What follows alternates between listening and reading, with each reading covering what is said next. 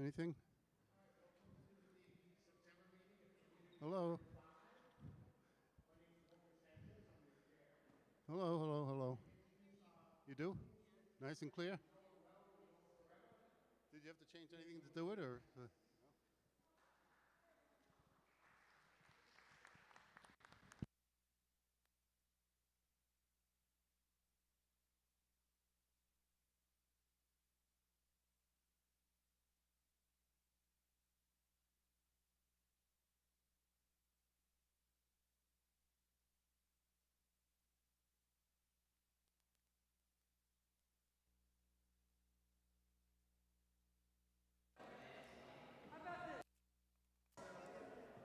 How's this? Is that a little better? All right, there you go. So, I have notes, but I guess I'm not using them. First of all, hi everyone. It has been a very busy few days in Queens County, as you know. It was a busy summer as well, as you probably know as well. I do want to congratulate Walter Sanchez and the new board for all the work that you do, Walter, in the community. Not only now you have extra work for less pay, but you know we appreciate you taking a leadership role. I do have a plaque for Vinny that I would like. Is Vinny here? Oh, Vinny. Is here. So I'm going to give that out.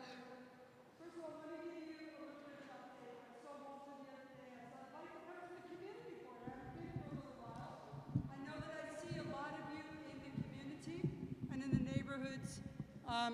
I know I see a lot of you in the community and in the neighborhoods as we go around to different events. But I did want to stop by and give you an update on what's going on in the Queens District Attorney's Office. First of all, I'm going to start with this. Thank you, so many of you in the room when I walked in about asking about my boys. They are 14 and 17, and I just turned 60 2 weeks ago. And I have a 14 and a 17-year-old. I'm going to be a grandmother when I'm 124. So, you know, and they're teenagers, so anybody who would like them, you can take them, and I will pick them up when they're 25.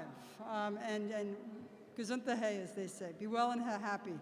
But I wanted to give you an update on what's going on in the office, and thank all of you for the work that you do. This is my 6th year as the District Attorney of Queens County. And it is remarkable to me how many years have gone by and what has happened since I took office 6 years ago. Think about this for a second. I took office on the first day the bail laws were changed. On the first day discovery laws were changed. In my 3rd month of office, the world shut down in March of 2020, and everybody had to work from home for, I think it was like a year and a half. The governor stopped the timing on all the orders. So it has been quite a ride to be the District Attorney of Queens County. It has also been a privilege to be able to do this job and make sure that we do it right and people are accountable. And what does that mean to me? People should be accountable for what they do. And accountability can mean a lot of different things. Accountability could mean that you get prosecuted and you're convicted and you do a lot of time in jail because those are for the crimes that you committed. Accountability, someone's phone is answering, that's accountability. So accountability can also mean mental health services for those individuals that need it because they're getting arrested for misdemeanors over and over again, and I don't want to see them back in the courtroom. I want them to get help and be able to keep them out of the courtroom and out of people's pockets and out of the streets. Accountability can also mean that we need anger management, but it could also mean that we're putting kids to work who are committing crimes at a young age. We're putting them into graffiti cleanup. We're putting them into street cleanup. We're making sure that they are accountable to adults and mentors as they are learning as they go. And I think those are very important. So I'll give you a few examples. So just last week, you might have seen a press conference where we arrested 12 individuals for gang activity in Southeast Queens. We arrested them on Thursday. Labor Day happened Friday, and guess what? We arrested 12 individuals for gang activity and for shooting, and out of those 12, there was 6 shooters, and there was not one shot fired in Southeast Queens on that weekend because we took gang members off the streets. And by the way, they were all remanded, all of them. And so we find that there is a direct correlation between getting gangs off the street and shooters off the street and safety in the street. And I'm going to tell you a little story about that because it's interesting. Those 12 gang members were only on one side of the gang turf war that was going on. And they came out of the ashes of another gang takedown that I did 4 years ago.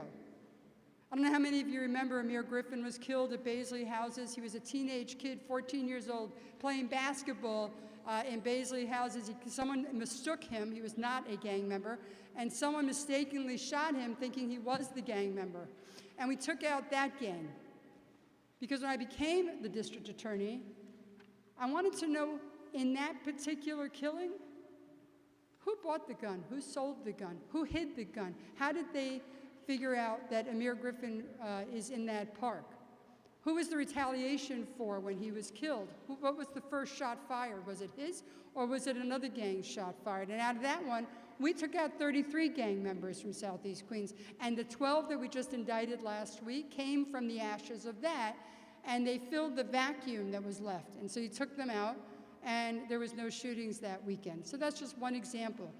We prosecuted and convicted, you might have read about an EMS worker, a female woman, a lieutenant, who was literally getting coffee in Astoria and was turning the corner of a street. Man was hiding in the doorway. He came out, he chased her down, he got on top of her, he stabbed her 20 times on top of her, and killed her. And during the trial, because they didn't want to plea, and I don't know what we would have pled with at that point, but at the end of the day, we took it to trial, we proved he was guilty, the jury found his guilt, and he was sentenced to 25 years to life. But during the trial, you could see the stab marks, right? Because she was dead, and we had the autopsy reports, and there were 9 stab wounds in her heart. And so we take those things to trial that need to be taken. You fight the fights worth fighting, and we do it every day. In addition to the gang activity and the guns that we take off the streets, I want to take a second actually and back up. I want to put in perspective what my office does. 60,000 arrests a year in the County of Queens, 47,000 arraignments in the County of Queens a year, last year in 24, over 1,000 gun cases happening at one time. We serviced about 43,000 victims last year in Queens County. So I just wanted to put that in perspective for you. I have 1,000 people that work for me, about 900 and something, 400 plus lawyers, 400 plus staff members, paralegals, community executive assistants, things of that nature, and 90 cops.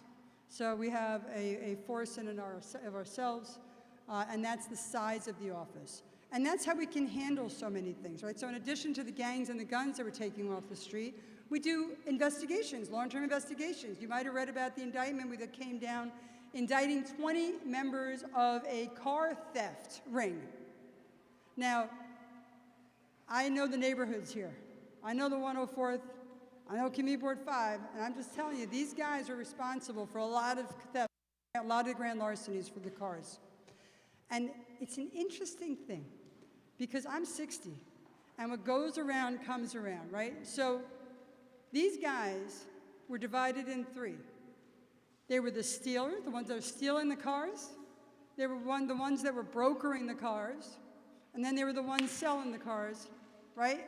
And so they were divided in 3, all working as a team, which is how we got an enterprise, which is how out of the 20, 5 of them were remanded, and the other 15 had high bail. But it's interesting, because they were stealing the cars through the fobs. They were mimicking the fobs. And so I'll say it again, what goes around comes around. So we found that the best defense for car thefts are, many of you in the room are not going to remember them, and I'm not allowed to say the brand name. So I'm just going to say, you know that thing, piece of steel that goes over the wheel? Someone else say the brand name. Yes, thank you. It goes over the wheel, because that way if they mimic your fob, they still can't drive it away. And so what goes around does come around. So it's a busy office, and we do a lot of investigations as well as online murders. You might have heard through the news that in Belrose, I can't talk about it because it's an open investigation and prosecution, but you might have heard in the news before I got here that the suspect for the Belrose double homicide that happened 2 nights ago with the fire has been arrested. That suspect has been arrested. The cops did a great job. They did a great job in tracking him and bringing him in. He's been arrested, and after the arraignment, I'll be able to tell you more about the case, but can't do it right now. But just know that that person has been taken into custody. I want to talk for a moment about different things that are not as urgent as guns and murder and gang activity, but I think they're really important. So, 1, scooters. Scooters, love those scooters, right? No, we don't. So, I'm a Queens gal, Queens girl, Queens woman, and I went into the office really annoyed one day because I understand why the cops can't follow the scooters, right? Because they follow scooters for unlicensed, unregistered, and uninsured scooters, and someone gets hurt, and then it's on them. And it's a dangerous situation for them to be in. So I came into the office one day and I said, let me ask you something. They can drive through Queens, but they gotta stop for dinner at some point.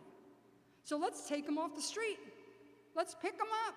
Let's get a truck, work with the NYPD, and take them off the street. We've taken over 1,200 scooters out of Queens County in that way when they stop.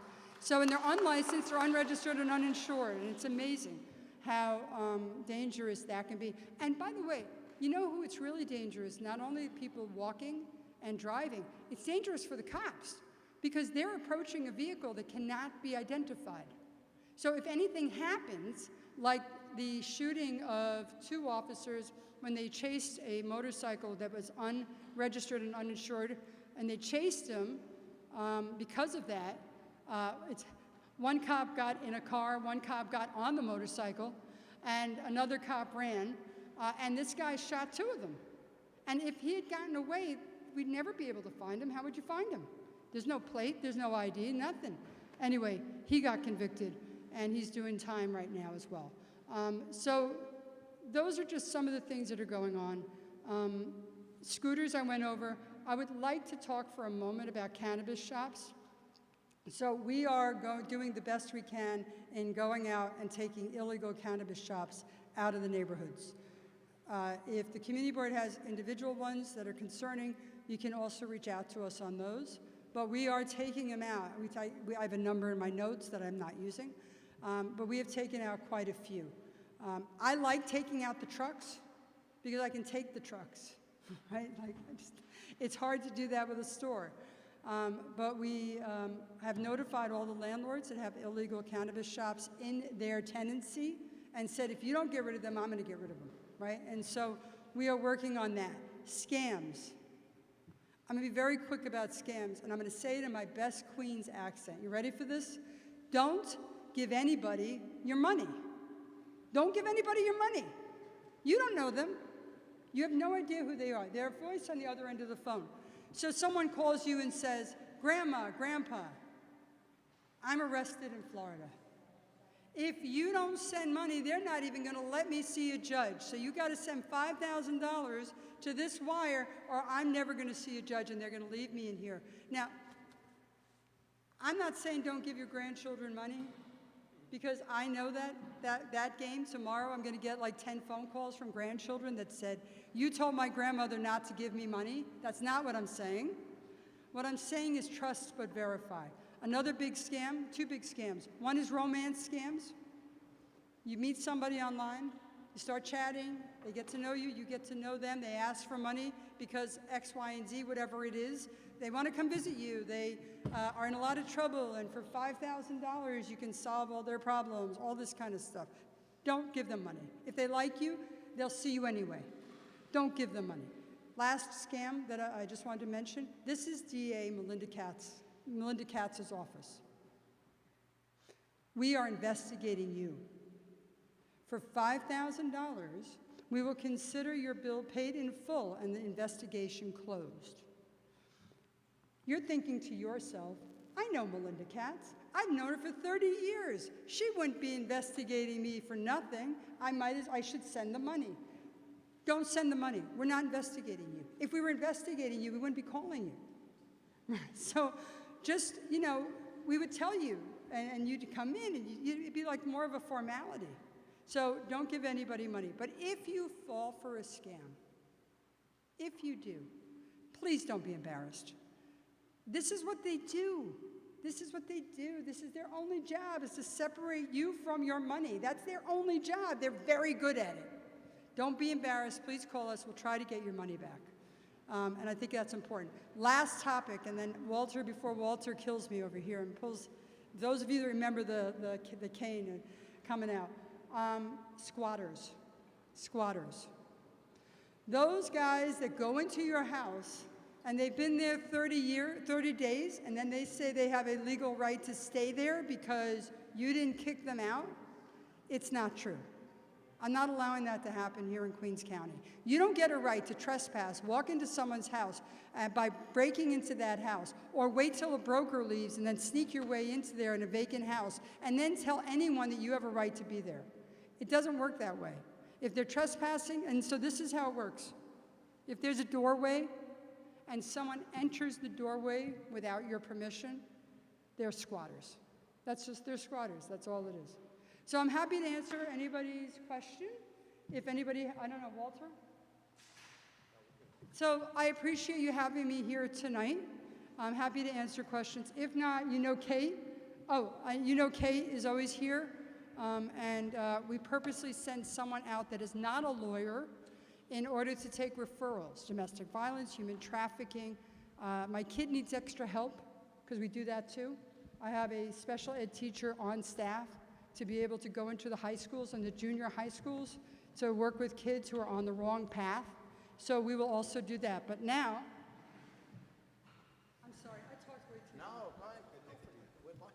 You know, when I was chair of community boards, many people remember way back then, Yep. I really would have pulled me off earlier. So I would like to honor Vinny Arcuri for all the work that he has done. And because I love you all so much, I will not read the whole thing. But I will say, for 49 years, Vincent has served as a member of Community Board 5, served 2 tenures of the position of the board chair, also with GCOP, Glendale Civilian Observation Patrol, as you all know. I was actually on a ride with GCOP when they got a really bad call, and I had to jump out of the car. That was a long time ago. And a member of the Queens Library Foundation. And Vinny, on behalf of the District Attorney's Office, myself, we want to honor you on this 10th day of September in the year 2025. Thank you for all of your work and your friendship. Take a picture, take a picture.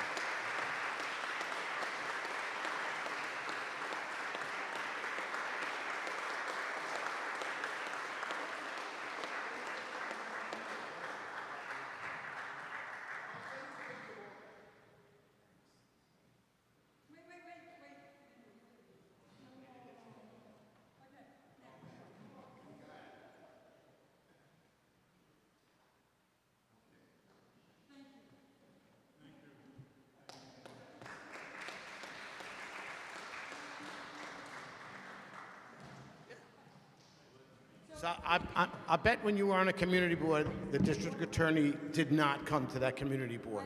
It's a treat, and for those of you who don't know, Melinda was in the assembly, in the council. She was borough president. She was director of community boards, and that's really why she's in touch. And I would say this even if she wasn't here. She's so in touch with the community. We're really lucky, fortunate. I say this all the time. Community board members, we're fortunate at these meetings that people come out, and thank you very much for coming. My pleasure. So my email address is cats@queensda.org. My email address goes right to my, where's my phone? We took it. She has my phone. It's cats@queensda.org. So please, keep in touch. Let us know. Few people see that email in addition to myself, so I don't miss it. But we want to be available to you, and Kate is always here. And thank you very much. And Kate does a great job. Kate, you're terrific. Thank you. Thanks for sending Kate. And Officer Bonilla, we're graced with her presence too from the 104th Precinct. Come on up.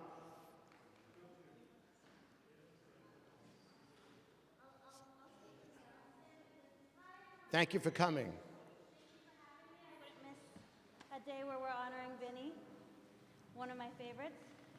My name is Officer Dilcia Bonilla. I'm the Community Affairs Officer for the 104th Precinct. I know many of you in here, but if you don't, I'm always around, I'm always available if anybody needs anything or any direction within the New York City Police Department. So I'm just here to mention a few things that we've been seeing within the confines of our precinct. Catalytic converter thefts are on the rise again. We have been seeing them in late model Priuses and late model Hondas, particularly Civics and Accords. It did slow down for a point in time, but we are seeing it kick back up. What they are targeting is the precious metals within the converter itself, which is of much more value than the actual metal that the catalytic converter is made of. Mail thefts. I know that we have seen an increasing amount of mail theft here, and in turn we've seen an increasing amount of grand larcenies. Please, please, please, if you do write a check, utilize a gel ink pen. I cannot tell you the brand of this. If anybody knows the brand of it that I use, yeah, there you go. This pen is an anti-fraud. You can go to Staples, anywhere to get an anti-fraud pen if you are writing checks. That way they can't wash the ink off of the check.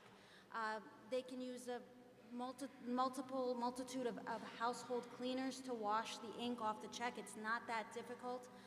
Please utilize that. Please monitor your accounts.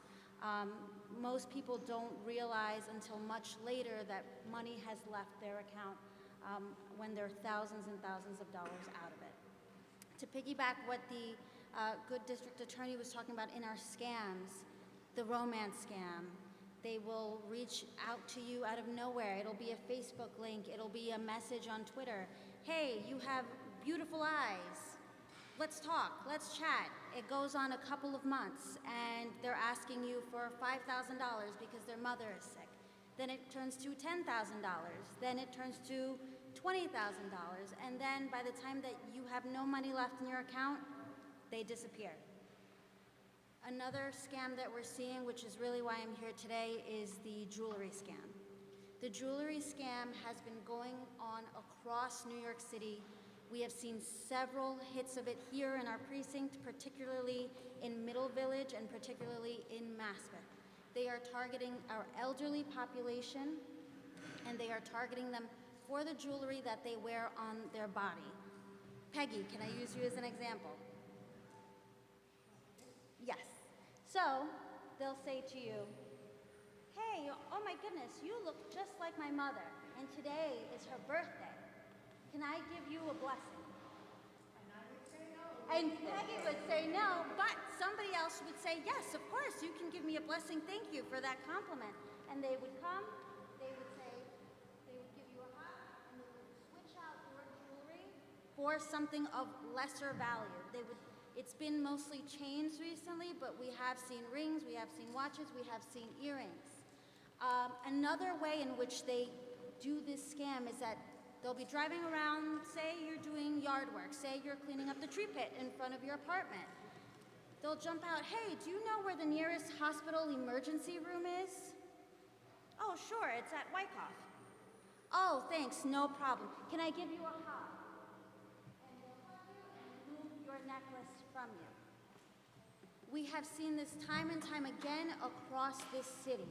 Like I said, they are targeting our elderly population, but that doesn't mean that they are the sole victims of this crime. Please keep an eye out. You'll see people frequently turning around in certain blocks, driving in a certain pattern, just looking for a victim to pick on. These people have all the time in the world to drive around our neighborhood and look for people that are wearing jewelry that they might deem to be expensive to remove it from their person. This is like the district attorney said, this is all they have to do in the world. Please keep an eye out. Please keep an eye out for your neighbors. If you see a strange car kind of lurking around the neighborhood, looking like it really hasn't, driving around aimlessly, please call 911. Please let us know. We have had, I believe, 4 separate occasions in which this has happened already here. We don't want any more. We must protect our elderly. these valuables could be family heirlooms, could be of high value. We don't want to just lose them. And if somebody does approach you in this way, Peggy, what would you say? Yeah. Yes. Well, you're friendly to me. And they'll do that too. They'll give you money as well. So please keep an eye out. Please be vigilant.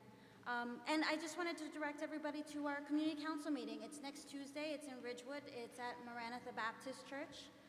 It'll be at 7 p.m. Our deputy inspector comes to each and every one of those meetings. If you want to address any questions to him directly, that's the perfect way to do it. We try to space out the meetings so that each neighborhood gets a meeting throughout the season. So yeah, I look forward to seeing you all there. Thank you, Walter, for having me, and thank you, Vinny, for your years of service to the 104th Precinct Police Department and to GCOP, especially during 9/11. I know you were a GCOP during 9/11, and you guys helped us out a tremendous amount that night, I hear. So I appreciate your help. I appreciate everything you've done for us. Walter, thank you. Thank you. Thanks for showing. Thanks for coming.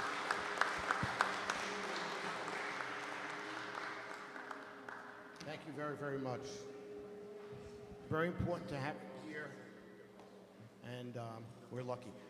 We're going to start with, we have 3 speakers tonight, 2 on the public hearing on formulating our capital and expense budget priorities for 2027.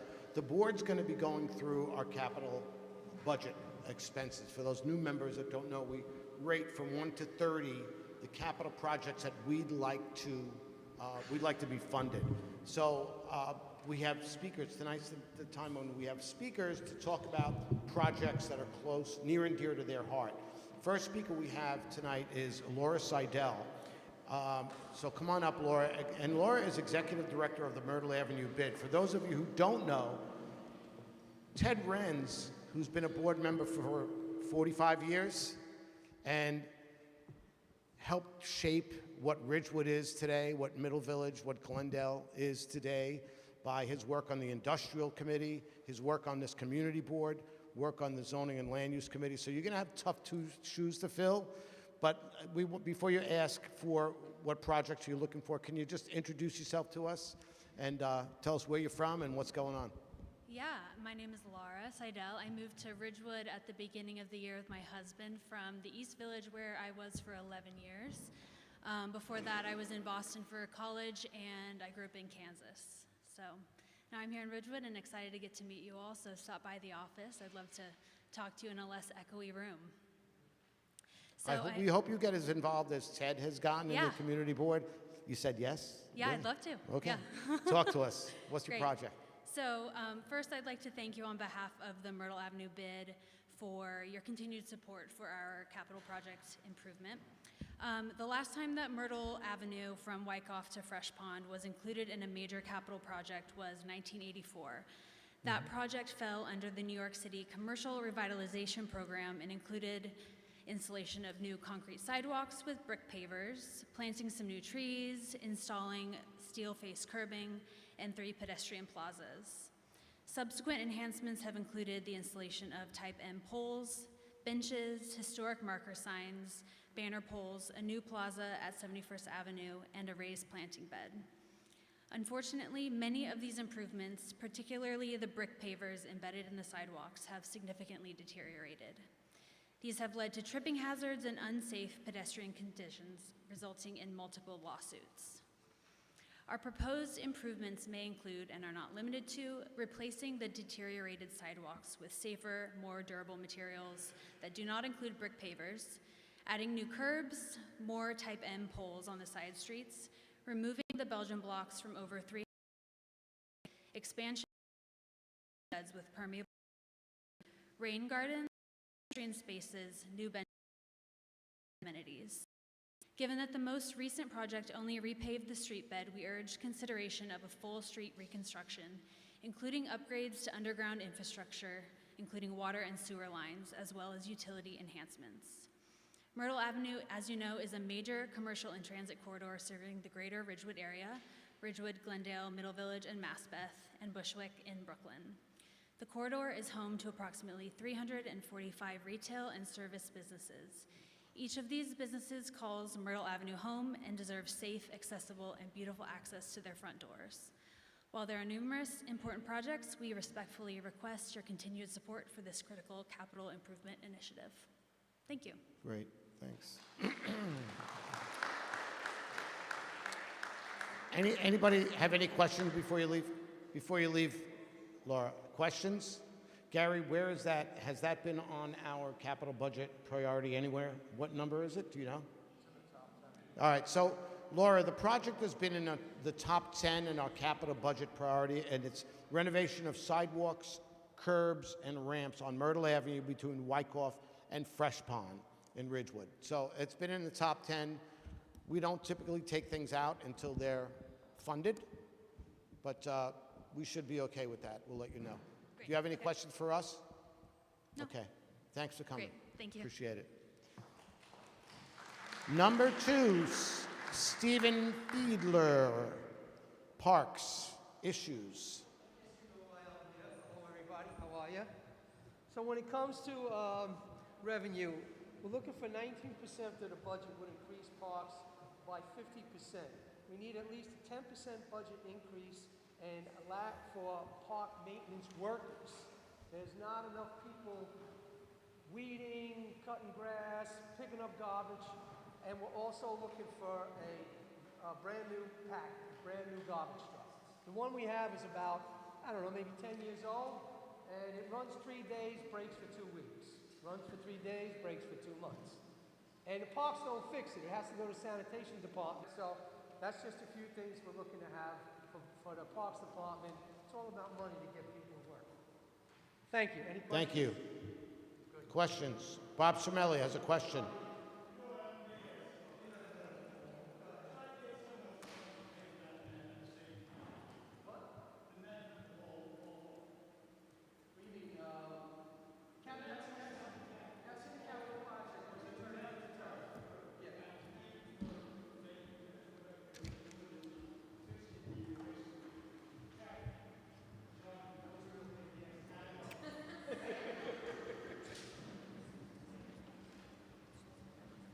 Okay, and we're going to remind you to use the microphone, please.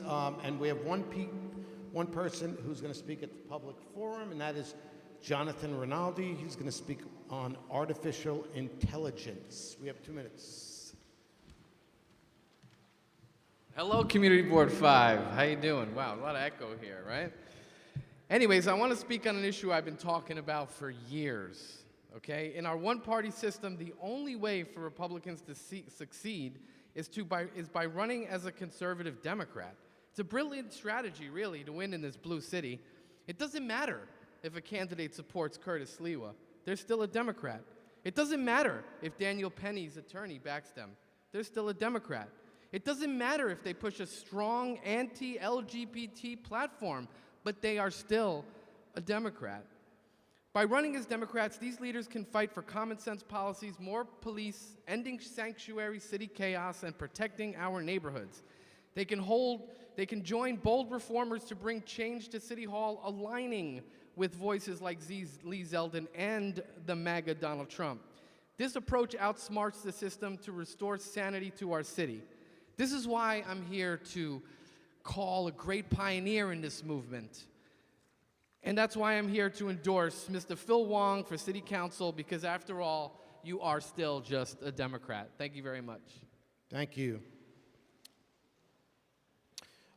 Chairperson's report, that's me. We're going to, I'd like a motion to accept the minutes from the July 9th, 25 meeting. Motion, second? Second, Bob. Any opposed? All those in favor? Any opposed? Great. All right, now we've got to do the liquor licenses, liquor license renewals, and demolition notice, and new dispensary notifications, which I'm going to do first. New dispensary notifications. Chester Hong, DPA, DT Chone, LLC, 6517 38th Avenue, Ridgewood. Westmere Market, LLC, 7928 Metropolitan Avenue, Middle Village. Benjamin, Thurdist Benjamin Alpert, DBO, The Greenhouse, LI, 689 Woodward Avenue, Ridgewood. Jennifer Hester, Trash Island BK Inc., 70-03 Myrtle Avenue, Glendale. Any questions on any of them? Those are our 4. Yes. Go. All right, I'm just going to stand up because I don't know if this is Yes. working. The one in Middle Village is a block and a half away from the other one in Middle Village. Are there any rules about them being that close to one another? I don't know. Anybody know? Cannabis Committee? Are there any rules for the distance between multiple cannabis locations It was 1,000 feet. from Did that another cannabis location? What do you mean it was? I think it's changed. It's changed. Okay, can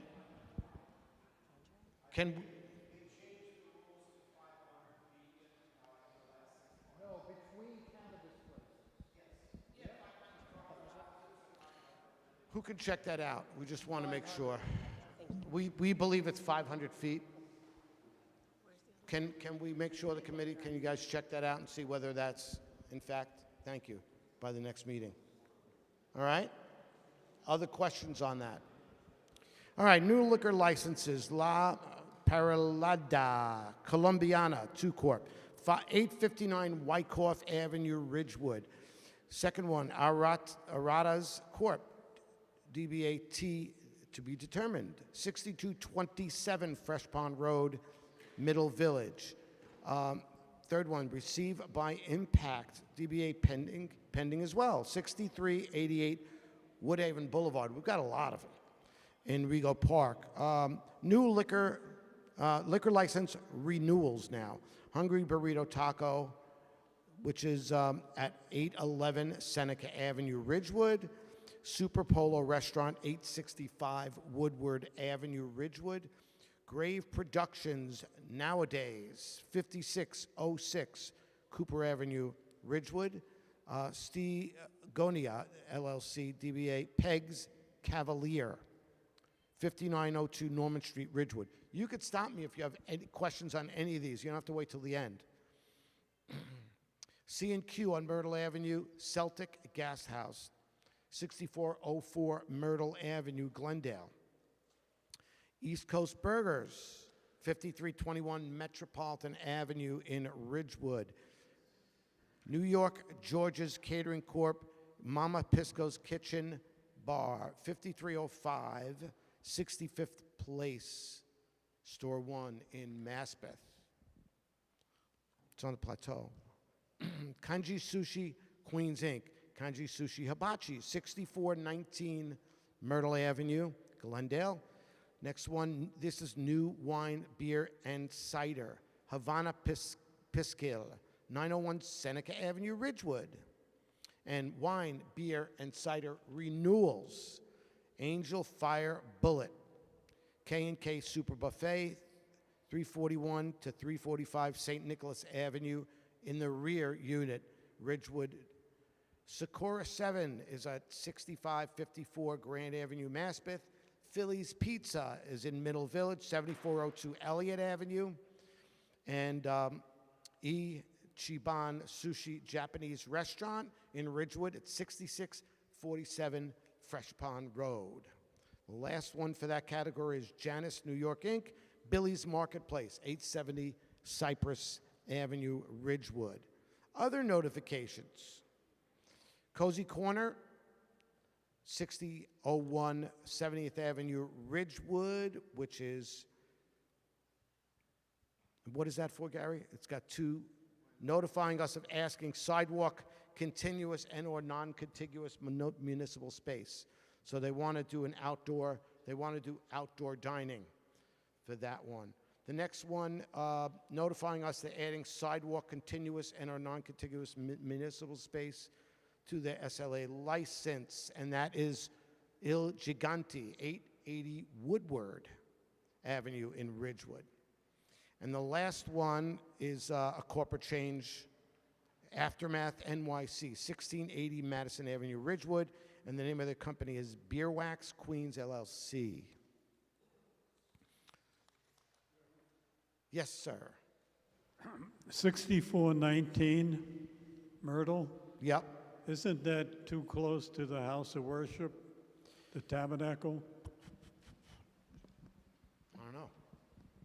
64, did the committee look at these yet, or are they going to look at them? Did the committee look at them? What's he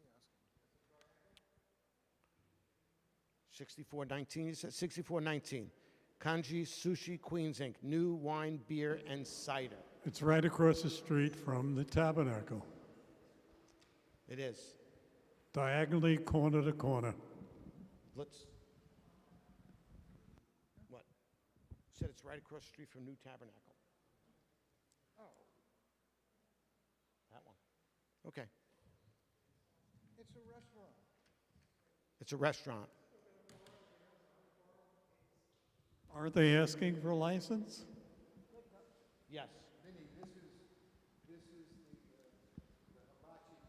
I know. If it's across the street from a church, it's You saying yes. can't sell alcohol. You want to look into that? I mean, we'd really like some guidance from your committee to talk to us about that. Maybe you come back in the October meeting. Thank you. Okay, below are addresses which we received demolition construction notices at since our last board reading. Maspeth, 6112 56th Road. It's a garage. Block 2710, lot 45. Ridgewood, there are 3 of them, 688 Woodward Avenue, construction, block 3468, lot 49. There's also a demolition notice for block 3519, lot 1, 6267 60th Place. And in Ridgewood on Putnam Avenue, 59-22, full demolition. Block 3502, lot 20. Any questions there? Okay. Yes.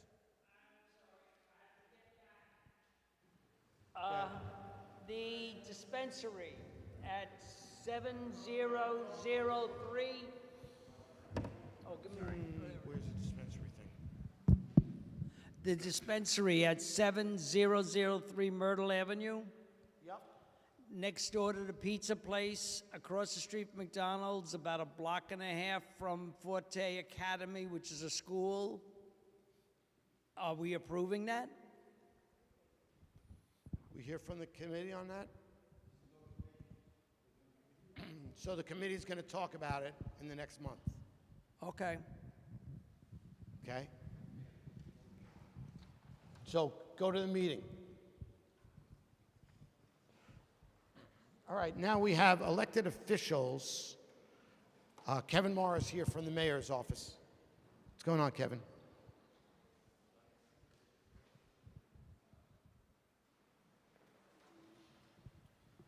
Good evening, everyone. Good evening. My name is Kevin Morris, Queens Borough Director for the Mayor's Community Affairs Unit. I just have one very quick announcement to make tonight.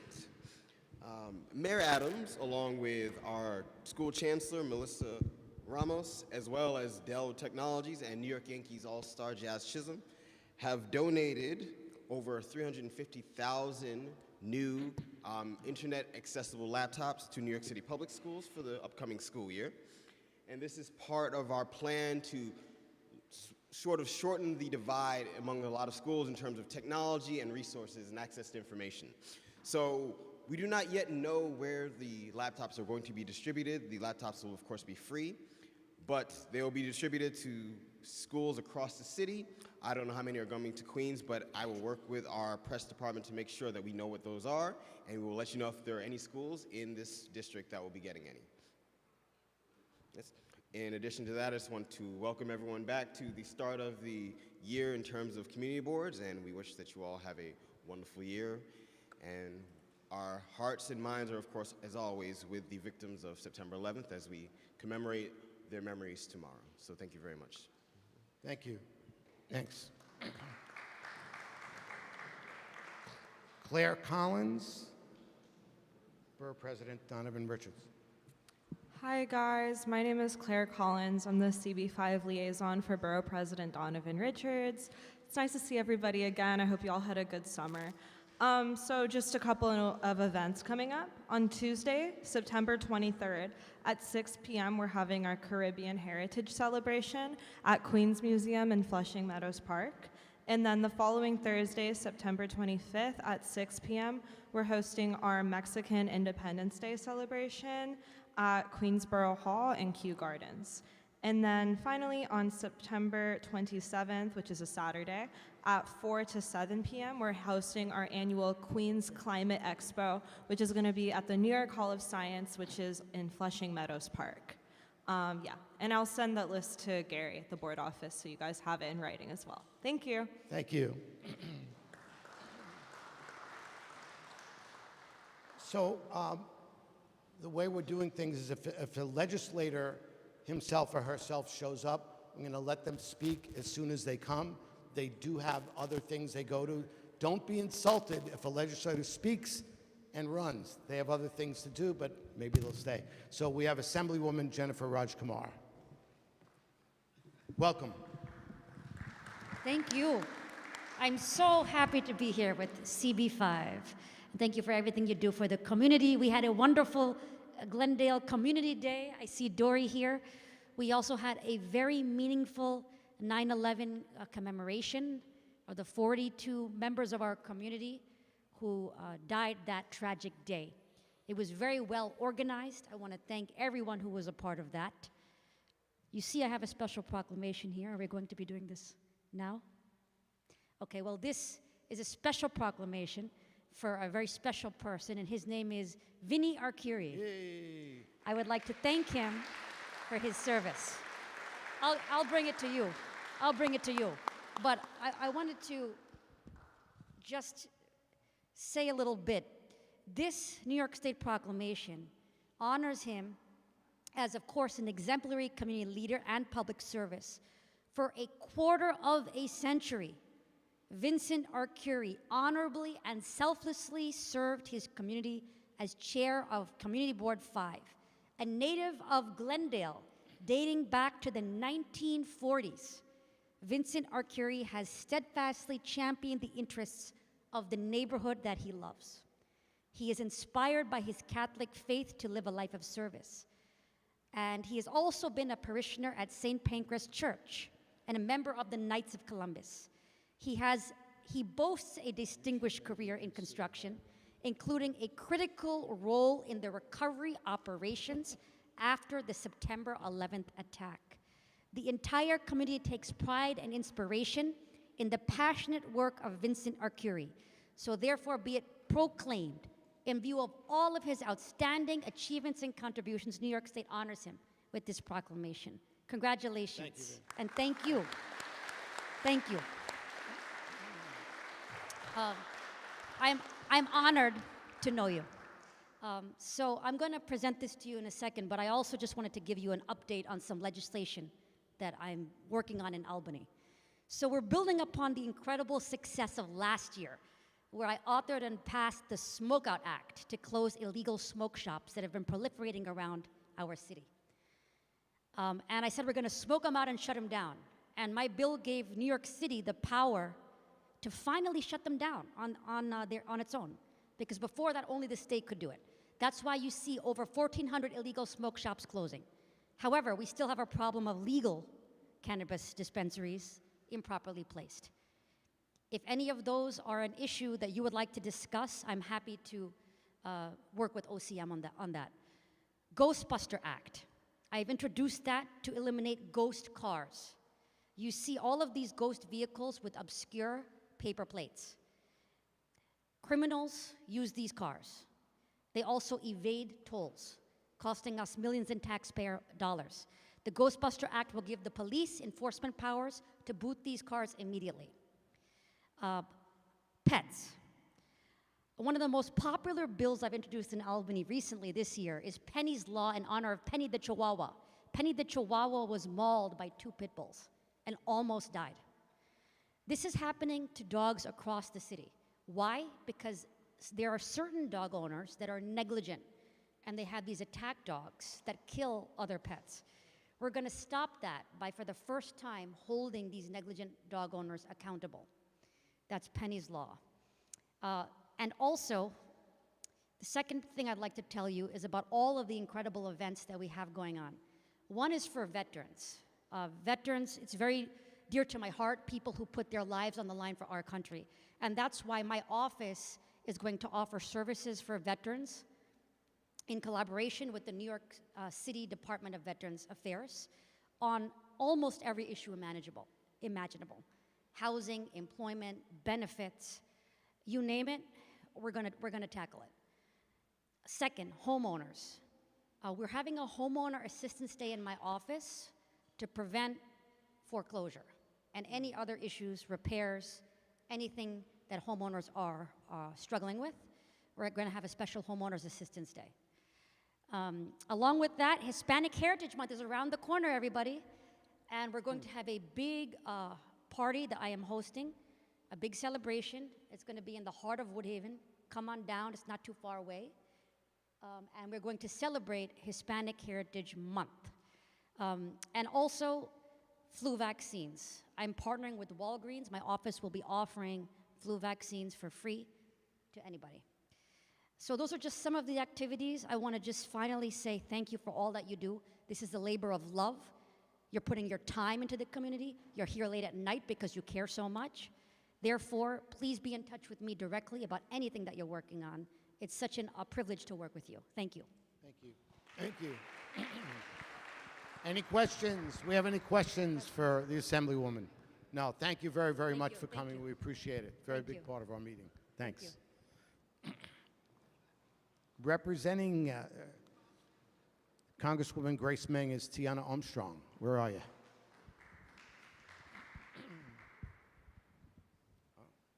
Another one. That's Vinny. Yeah, Lee. Hi. Good evening, everyone. My name is Tiana. I'm representing the Congresswoman Grace Meng. Just wanted to announce that our office will be holding weekend office hours at the Forest Hills office located at 11835 Queens Boulevard. That's this Saturday, September 13th from 10 a.m. to 1 p.m. We will also be having another weekend office hours October 5th at our Flushing office located at 40-13 159th Street. For more information or questions, please call our office at 718-358-6364. The Congresswoman is excited to announce that our office is accepting submissions for the Congressional App Challenge. This competition is open to middle school and high school students in the district, or if you live in the district. This is a part of the national challenge held every year by the House of Representatives. Submissions are due on the 30th of October at 12 p.m. Feel free to also call our office for more information or questions. After spending August in Queens, the Congresswoman returned to DC. In the coming weeks, she'll be standing up to funding cuts that will make life more expensive for families and also addressing potential government shutdown. Our office stands by to hear constituent concerns and answer questions on these issues and more. For assistance, please call our DC office at 202-225-2601. The Congresswoman introduced the Quiet Communities Act of 2025 to reestablish the Office of Noise Abatement and Control in the Environment Protection Agency, the EPA, to strengthen the agency's role in combating noise pollution, including aircraft noise. The Congresswoman also introduced a Ban Harmful Food Dyes Act. Last year, the Congresswoman and 22 other lawmakers successfully pushed the FDA to issue a regulation banning Red 3, which has been scientifically shown to cause cancer in animals, and the Congresswoman will continue to fight to remove harmful dyes and additives in the Foods Family Act. And I would also like to present this proclamation on behalf of the Congresswoman and everyone in District 6 to Mr. Vinny Arcuri. I want to thank you for all of your hard work in the district and the community, for all of your years served, and I just want to present this on behalf of the Congress. Thank you. Thank you very much.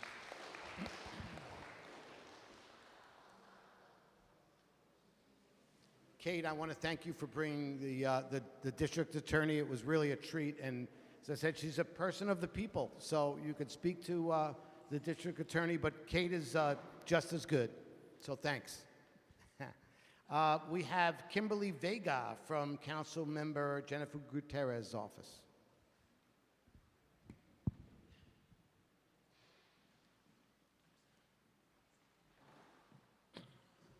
Good evening, everyone. I'm Kim Vega from Councilmember Gutierrez's office. We just have a few announcements. The council member is hosting an e-waste and composting event on September 27th from 10 a.m. to 2 p.m. It's going to be on the intersection of Cypress Ave and Putnam Ave. I left some flyers over there if anyone's interested. We are still regularly hosting our office clinics. Every Monday we have CUNY Citizenship Now. Every third Wednesday we have core housing attorneys. Both require an appointment. And every Thursday, we have Cuff, who assists with affordable housing applications for anyone that's interested. Also left some flyers for that over there, and that's it. Thank you. Thank you. We have Alicia Valachunas from Councilmember Bob Holden's office.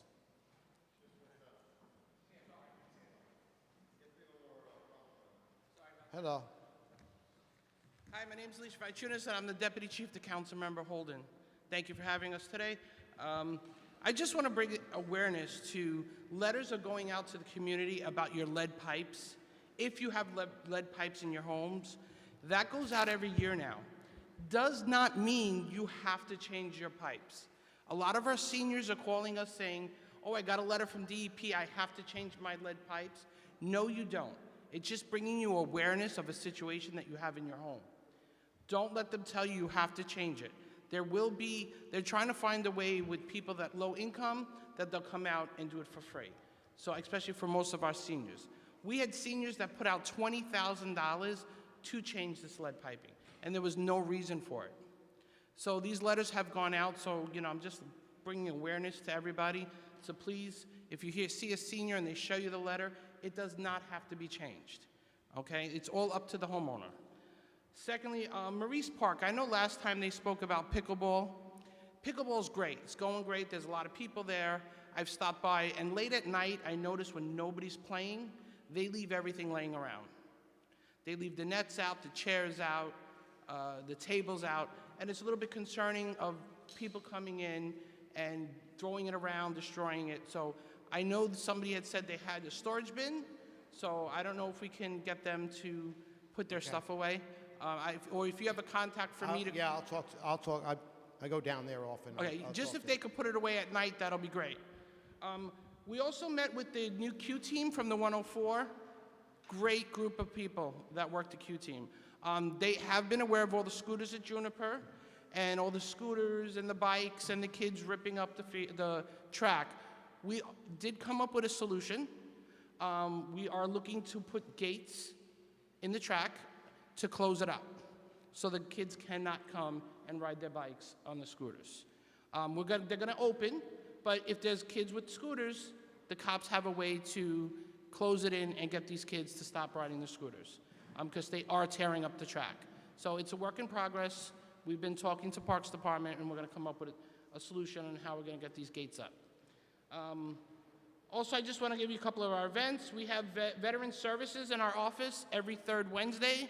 So if you know a family member, a neighbor, anybody who is a veteran, they can come up. They're entitled to services that they don't realize they're entitled to. So it's every third Wednesday of every month. And some of the events that we have is September 22nd, we have an e-waste event at Juniper Park and 80th Street. October 4th, this is the big one in our office, we have a pet food giveaway. It's a Saturday. Anybody can come in and get yourself a bag of cat food or dog food. Times are tough, we realize that, and every year the pets are the forgotten ones, and we can't let that happen. Also, I'm doing trunk or treat again this year. We had about 2,000 kids at Juniper Park trick-or-treating with all the cars on the street. So if you would like to participate, give my office a call, 718-366-3900. And it's a fun event. We have over 2,000 kids, like I said. I will be giving out candy. I ask you to bring a little bit of candy, and I'll have more candy for everybody. Also, very big too, on October 7th from 11 to 3, we will be having the oath office in our office. So if you've received a violation, whether it's a camera violation, any type of violation, parking, you need to come speak to somebody, that is the time to come October 7th from 11 to 3. That's all I have. Thank you very much. Thank you. Thank you. Good job. I got a call from Joanne Ariola, Councilwoman Joanne Ariola's office today, saying that she couldn't make it. They were in City Hall. There were just two things she wanted to say. She really want to highlight that there are going to be 5 questions on the ballot in November, and she has real concerns that questions 3 and 4 really limit the ability of community boards, so please take a look at them. Number 2 and 3 eliminate the public's power in the land use process, and number 4 is kind of misleading because it eliminates public power in the process to shape and approve developments here. So just take a look at that. We're now going to call up John D'Angelo. Yes. If you want, I can put you in touch with somebody that will be willing to come to the community board and speak on the ballot if you'd like. I could touch base with you.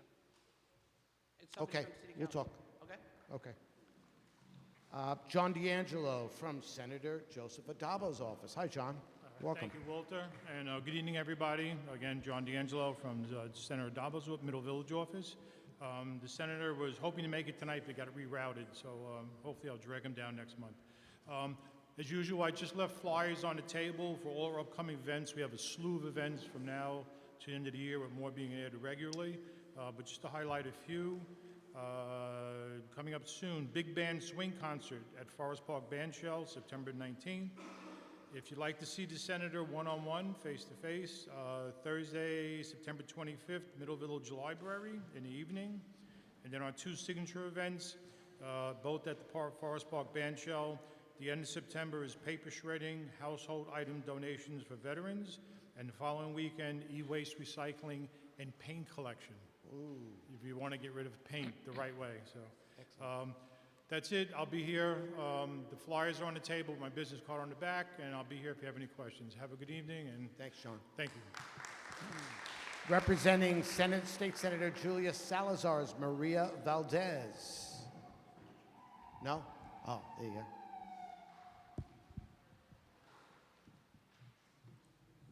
Good evening, everyone. My name is Maria Valdez from the Office of Senator Julia Salazar. We continue to have our tenant support services at our office located at 212 Evergreen Avenue, the first Tuesday of every month from 10 a.m. to 12 p.m. Everyone is welcome, no appointment needed. You can also reach out to our office for any looking for support for any state agency, and you can call us at 718-573-1726. Thank you. Representing Assemblyman Andrew Hevesy, Keith Prince.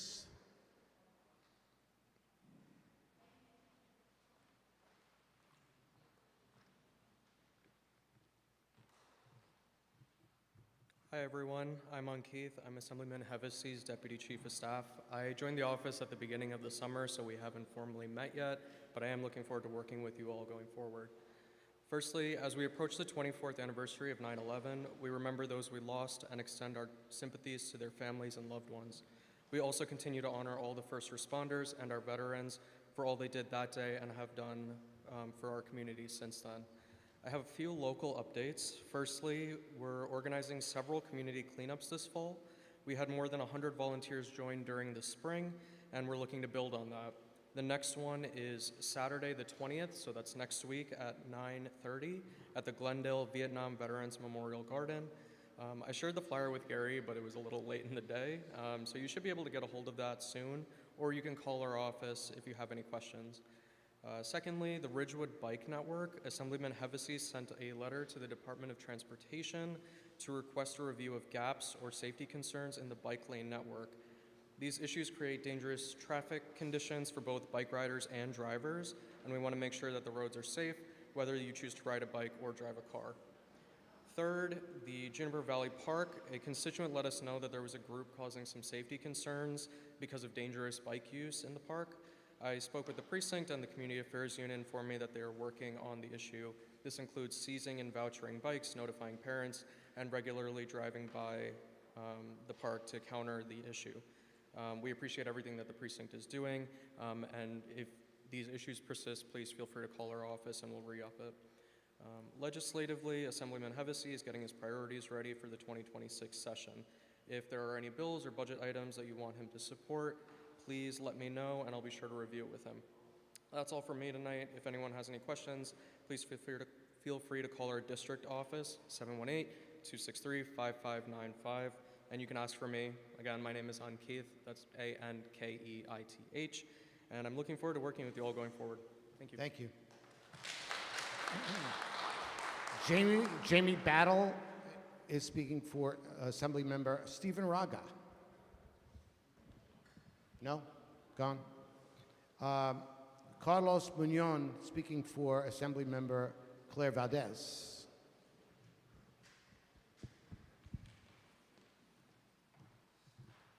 Good evening, everyone. My name is Carlos Muñoz. I'm the Assembly Members District Director. Just a few announcements. We have mass office hours on September 23rd from 1 to 3 on 69th and Grand Avenue right next to the MTA Omnivan. We've been there for a few months now, and we're going to continue being there every month to give out information about our office. We also have the Ridgewood mobile office hours as well, September 20th from 10 to 12 at the Ridgewood Library. Last month we had it. We co-hosted it with Senator Gennari's office. We were able to give out some backpacks and some school supplies to the kids. So that's pretty much it from our office. Anyone have any questions? Thank you.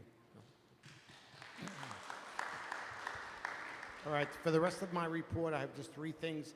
Sorry about the acoustics in here. We are going to be back at Christ the King. Thank you, Trinity Lutheran, for hosting us tonight.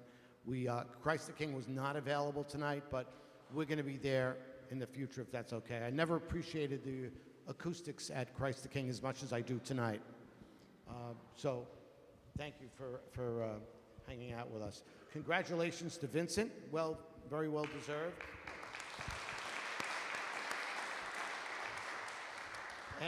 And as far as we had a borough meeting on Monday with the chairs of the community boards and the borough president, they're really concerned about how the term limits is going to affect how we operate.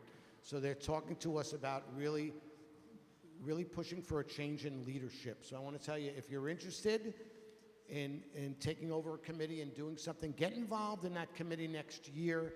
And the term limits start next year. Some people here will be gone next year. I'm getting a list from the borough president on when everyone's term is up so that we know, because we've kind of been in the dark. Number of the chairs and the people were kind of pushing not to have term limits. We got to eliminate that. It's just not going to happen. There are going to be term limits. There are good reasons for it. And we just have to be very, very careful, because there is some legislation that's going to be on the ballots that really knocks down what they want us for. And we think it's wrong. I think these meetings are great because the legislators come here, talk to us. It gives us the chance to talk to them. And you don't get too many chances like that. So we want to keep it going. Please get more involved. I promise you, if you're not on a committee that you want to be on, please let us know again, and we'll get you on that committee. It's very, very important. I'm going to introduce our illustrious district manager, Gary Giordano.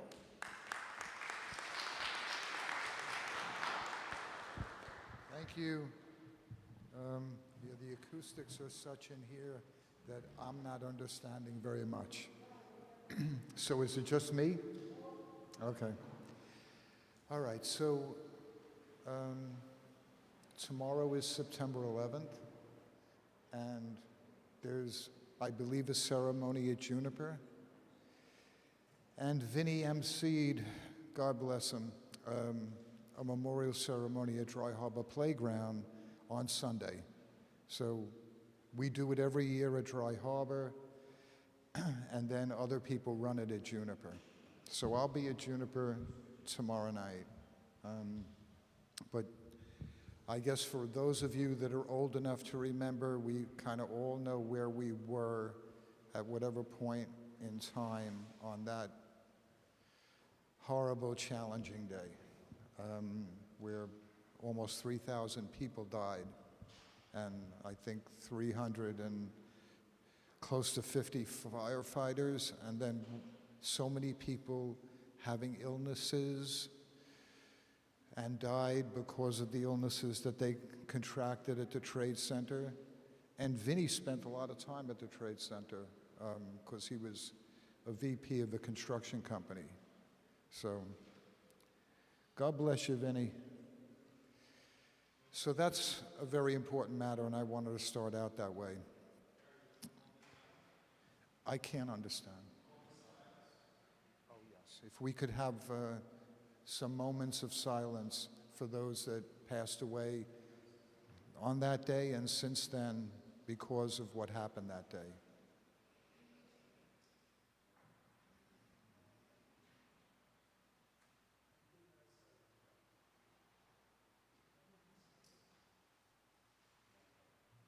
All right, I thank you. Yeah, in America, or the United States of America, I think we respect life, or at least we have for many years, more than is the case in many other places. So that's one of the wonderful things about this country. I sent you last night, Eric, if you want to do this now, I sent you yesterday evening, before I left, what our budget, internal budget is for the current fiscal year. Okay. Oh, you'll do it during his report? Okay. All right, so that'll be done during the executive committee report. Resurfacing, Eric, I guess, can talk a bit about this, but in case there's any question, roadways in District 5 Queens are getting resurfaced, milled and resurfaced as we speak. I didn't think Metropolitan Avenue really needed it. It wasn't one of our choices. I'm very happy about Grand Avenue from the highway to 79th Place. In my opinion, that needed it a lot more. One of the downsides is that the best that DOT usually does after they mill the old asphalt off a street is to resurface in 2 weeks. So now that I have moved from Ridgewood to Middle Village, I take 80th Street home.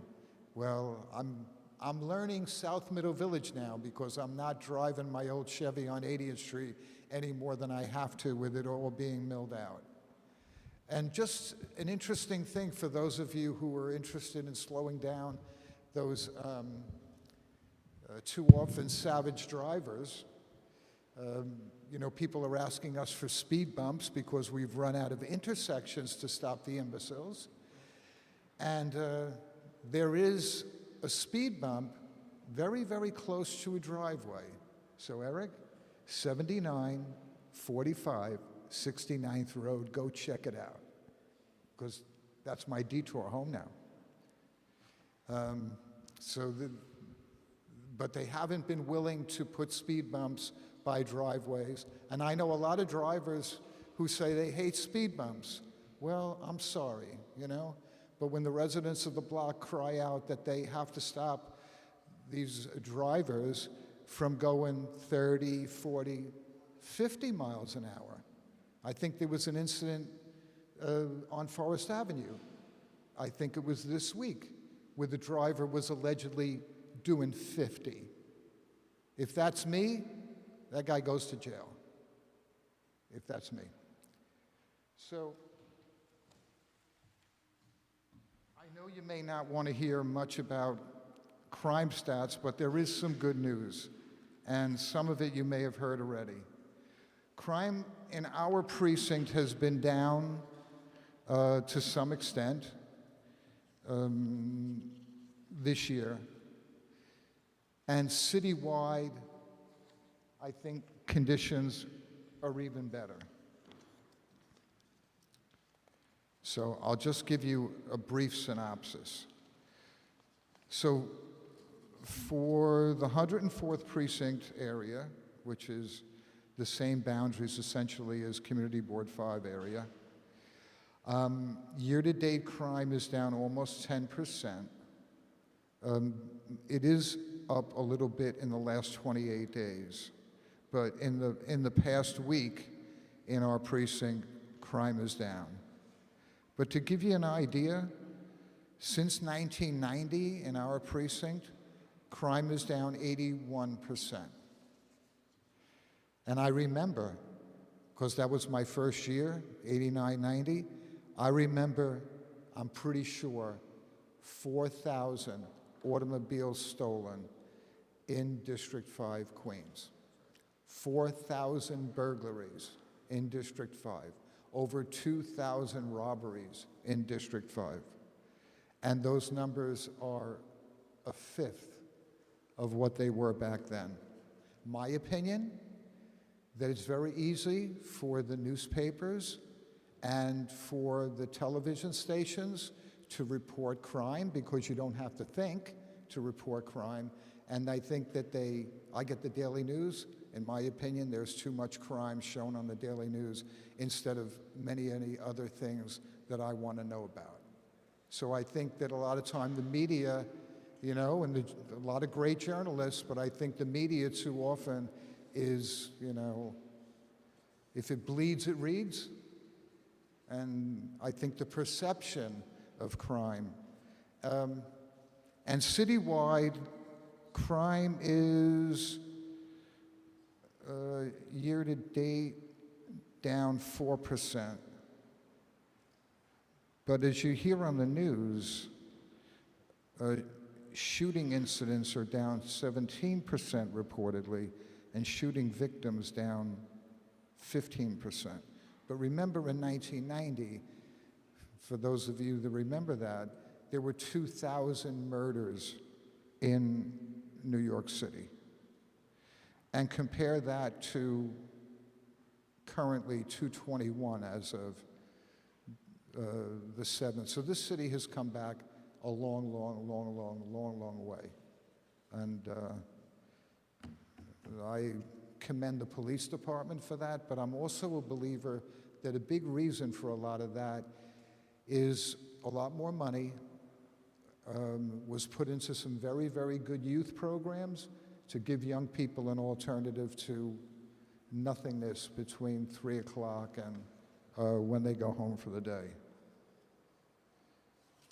Okay, so I thank you for your toleration, and hopefully we can get back to Christ the King next month, because the acoustics here are very tough. We thank Trinity Lutheran for letting us have this space. We tried to get St. Margaret's Parish Hall, where I think the acoustics might be a little bit better. But it is a challenge once we get away from Christ the King to find a location where parking is available. That's not easy in our neck of the woods. All right, take good care. Thank you. Thank you, Gary. And thanks, as always, for your dedication to our community. Thank you. So the executive committee met last month, and we've spoken to some of you here where, you know, because of the term limits, and we're really taking a look, we're taking a hard look at the committees. A handful of committee chairs are gonna change. It's not that you're doing a bad job. Mine's changing, actually. I'm doing a bad job at zoning. So don't get discouraged, but definitely call us if you are really interested, and we should know it already. I've been speaking to a bunch of you. One of the things we did, which is very important, is pass the budget, but we've got to bring it to you to vote. So I'm going to bring up our treasurer, Eric, to talk about the budget. Good evening, everybody. How is everybody doing? So the budget, it was emailed to you by Gary last night. I hope most of you were able to take a look at it. To give a quick overview, it is primarily the same as last year's budget. It's split in two sections: personal services, which is personnel, and OTPS, which is other than personnel services. Go figure, right? And that's supplies, water, cleaning, telephone expenses, et cetera, et cetera. Now, we were very fortunate, before I get there, so you'll see separately as rent and utilities. So each community board in the city of New York gets a set budget for OTPS and PS. So that's $295,758 this year. And rent and utilities are separate. So that varies based on the area. your office is in. So that's a variable rate. Our office is in Glendale on Myrtle Avenue, long-standing. So nonetheless, we have 295,758 total PS and OTPS. 280,173 is in personal services, and we're very fortunate to have a $7,000 allocation for this year from Councilmember Holden. Last year we had $6,000 from Councilmember Holden, so we increased by $1,000. And although that seems like it may not be that much, it really went a long way in revamping the computer systems in the board office, which Gary can attest, and John and Kathy has really helped because the computers apparently the old computers didn't support Microsoft Word anymore. So you talk about efficiency, we get every single minute out of the usage of the computer systems. So if there's not any questions on the budget itself, I will hand the floor back to Walter for the Executive Committee's recommendation. Okay. Need that? So we have a recommendation to approve this budget. Thank you for Councilman Holden for getting us $7,000. He's a former board member who really understands what we're going through on this board with the little money that we have budgeted to us, and it really helps us. So kudos to him for understanding that. Anybody have any questions on the budget? We should have asked that. No? Okay. So the Executive Committee recommends that we adopt this budget. Gary, can you do a roll call? Hopefully they can hear me when I say their name. Mr. Arcuri. Carol Benovic Bradley. Jessica Boyardi. Eric Bekowitz.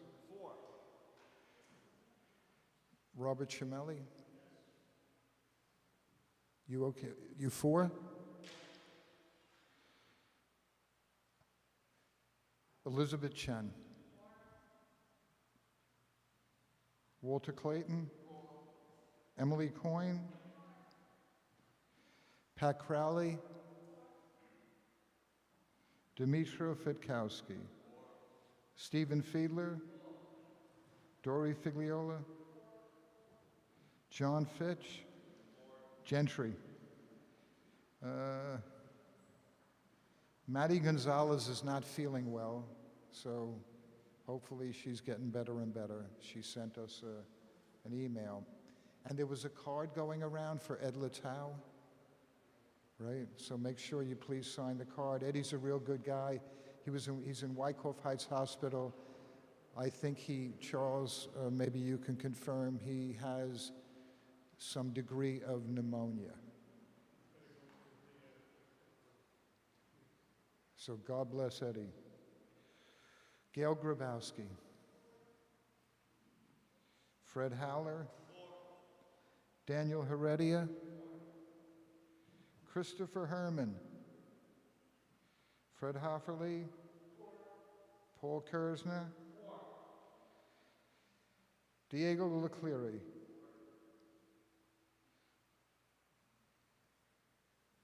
Kathy Massey. Human Mora. Charles Ober. Peggy O'Kane. Michael O'Kane. Marianne Olson. Don Passantino. Ken Rayberger. Ted Renz. Alex Ritter-Young. Luis Rodriguez. Raven Rodriguez. Rico Rosa. Lee Rottenberg. Walter Sanchez. Lily Scarabino. Dennis Stephan. Katarzyna Sita. Patrick Trinchesi. Jasmine Valley-Bono. Bueno. Sebastian Vivas. Brandon Zwagaman. Well, you know, with my questionable hearing, were any against? All right, thank you. Thank you. We had some money left over in the budget, which is why you got the jackets that you got. Wear them proudly. And you know, if you go to the event, say tomorrow, wear your jacket. You know, celebrate the fact that people walk up to you and say, you're on the community board. Oh, wow, can you do this? You know, can you get in touch with, do you know Gary Giordano? Wow, you really know him? That kind of stuff. Committee reports, housing services, what do we have? Anything from housing? No? Homeless, anything from homeless? No? Library, yay.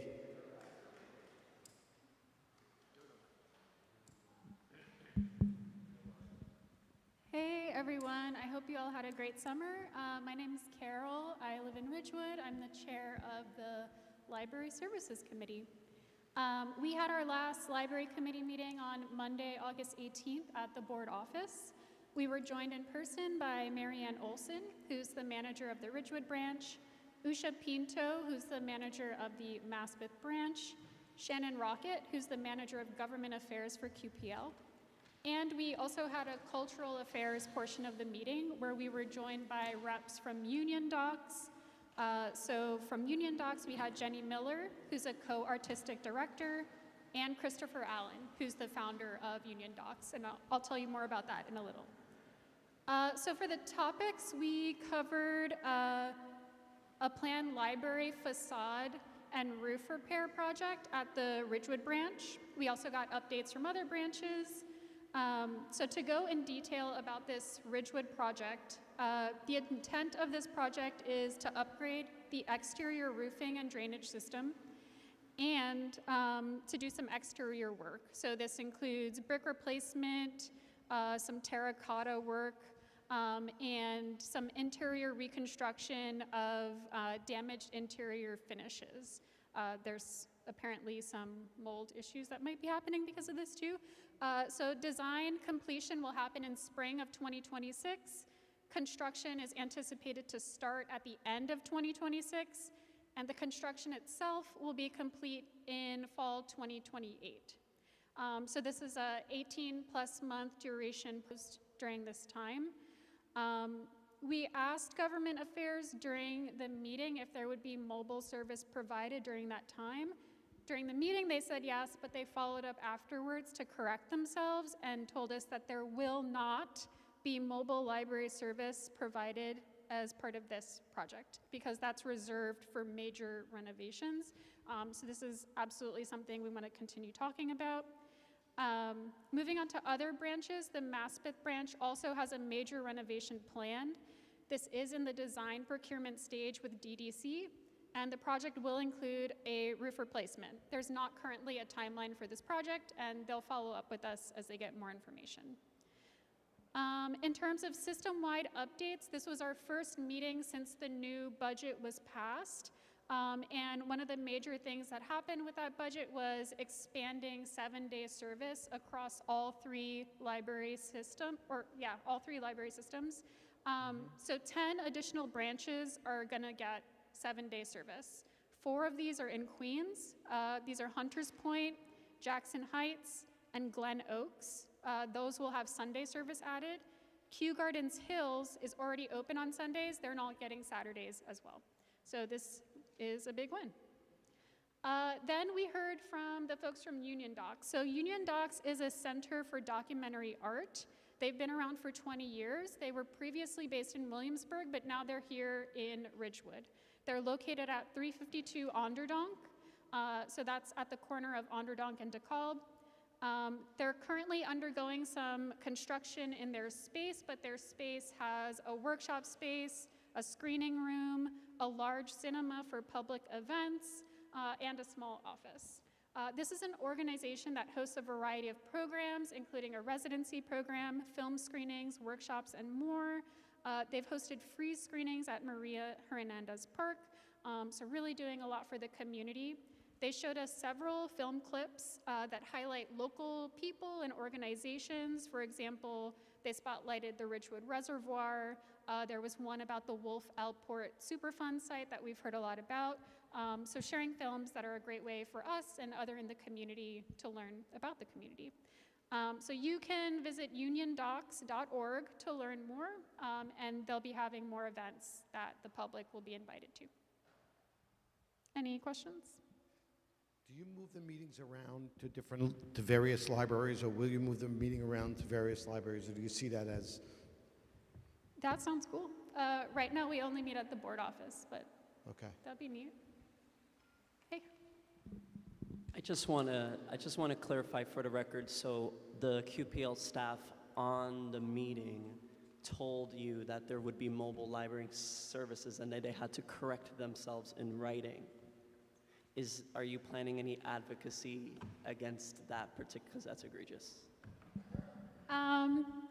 Yes, it was framed as they made a mistake, so giving them a little bit of grace. And they did follow up pretty quickly after the meeting to explain that they misspoke, that there wouldn't be mobile library service provided. But yes, that was disappointing. And I think in our next committee meeting, we'll re-invite them, talk about why that decision was made, and maybe brainstorm a bit about what we can do. Thank you. Yep, thank you, Thanks. everyone.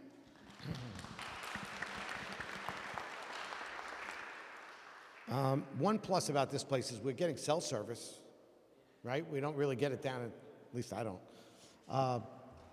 We've got liquor license. Anything from you guys? Oh, yeah, we got plenty. Gary says we have plenty.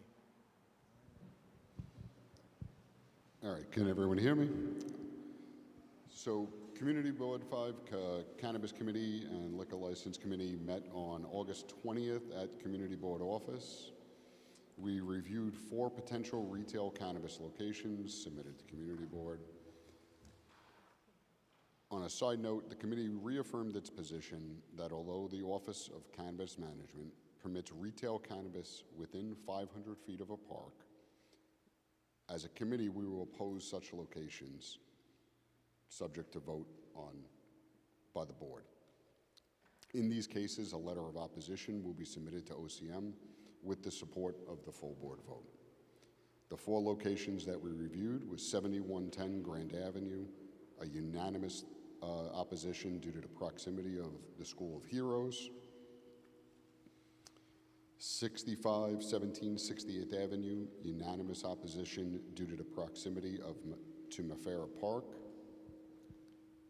7928 Metropolitan Avenue, while compliant with OCM's distance guidelines to the schools, the committee will request that OCM consider community impact when reviewing this and future applications.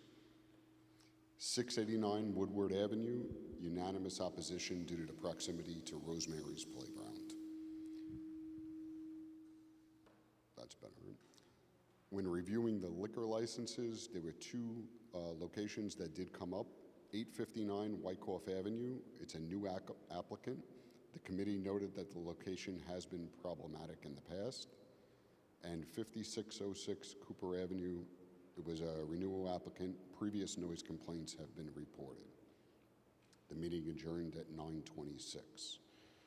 To answer some questions before about the what was brought up, 6419 Myrtle Avenue liquor license. My understanding, from what I could see, is it's a 200-foot direct line rule.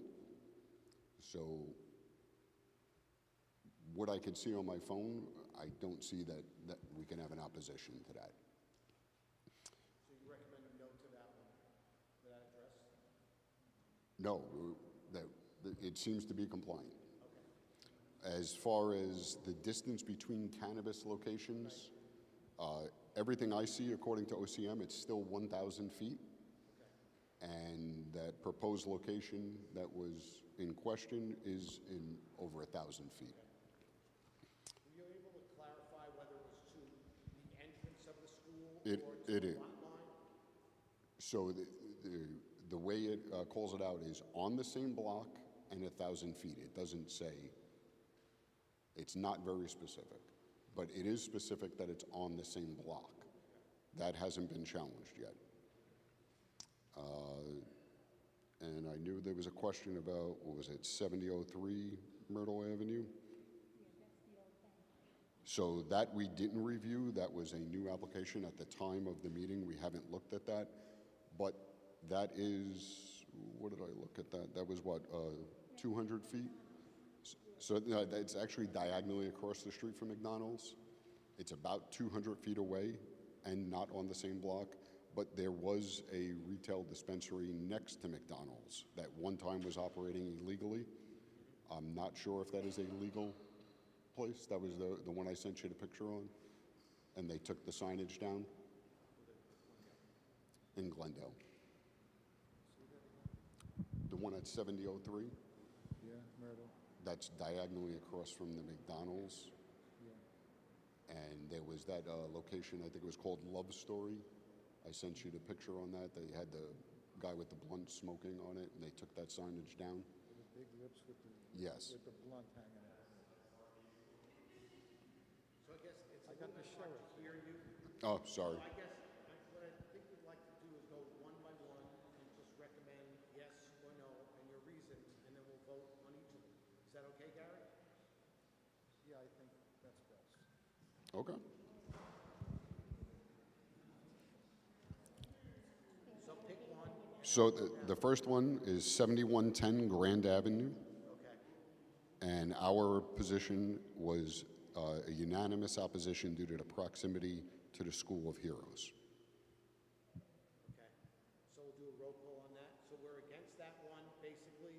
I mean, and that's the one where they had a concern whether it was 500 feet from the entrance or to Correct. the lot line. And now we're clear that it's not allowed to be 500 feet from the lot line.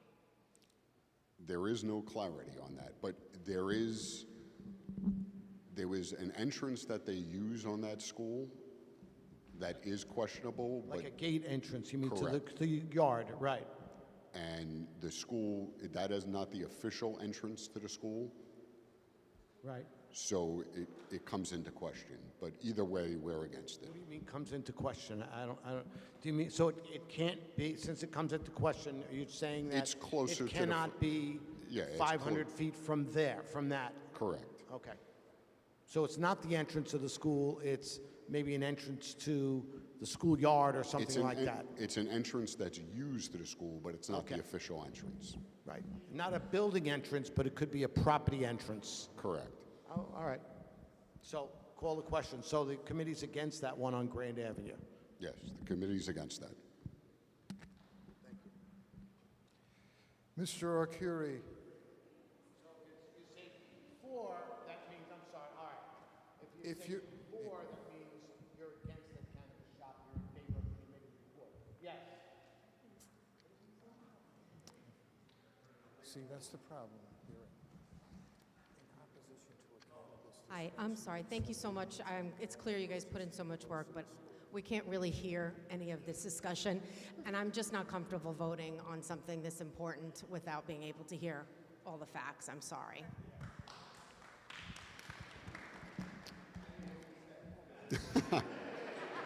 So,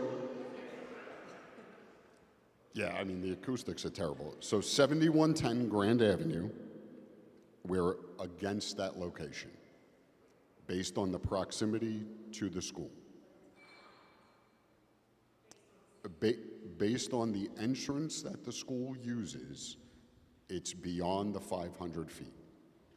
Well, based on the official entrance of the school. Eric?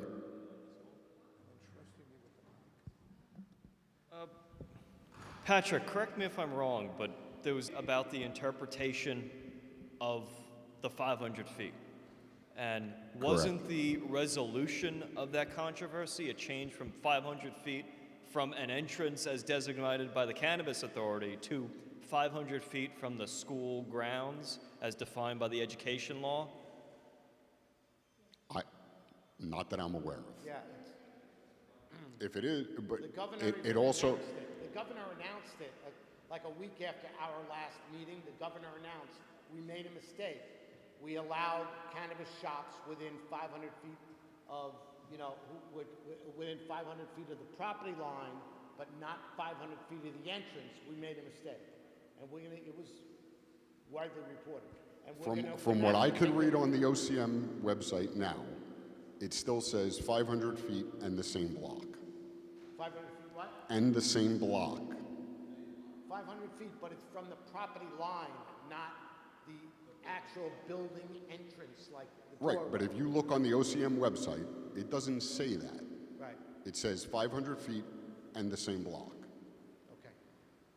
Well, Can the committee revisit that? Because it's my understanding that the interpretation of the law by the state has changed to 500 feet of the property line. Does that affect your recommendations today, or would these still fail the statutory scheme of 500 feet from the property line? I can't speak on behalf of the whole committee, but based on the discussion, I would think so. However, we're on a timeline here. Just one more question. So I just want to, my question, I think this will help everybody. So we have a statute. The statute says it can't be within 500 feet of the school grounds. Is the committee's objection an objective rejection that it doesn't meet the 500 feet? Or do you have an opinion beyond that pure ministerial, it's not 500 feet, which is your objection? In this case, it was based on the 500 feet as we've used this law in the past. So these 4 are illegal. It's not that you just don't like them, they're not complying with the law. No, that's not what I said. Okay. go ahead.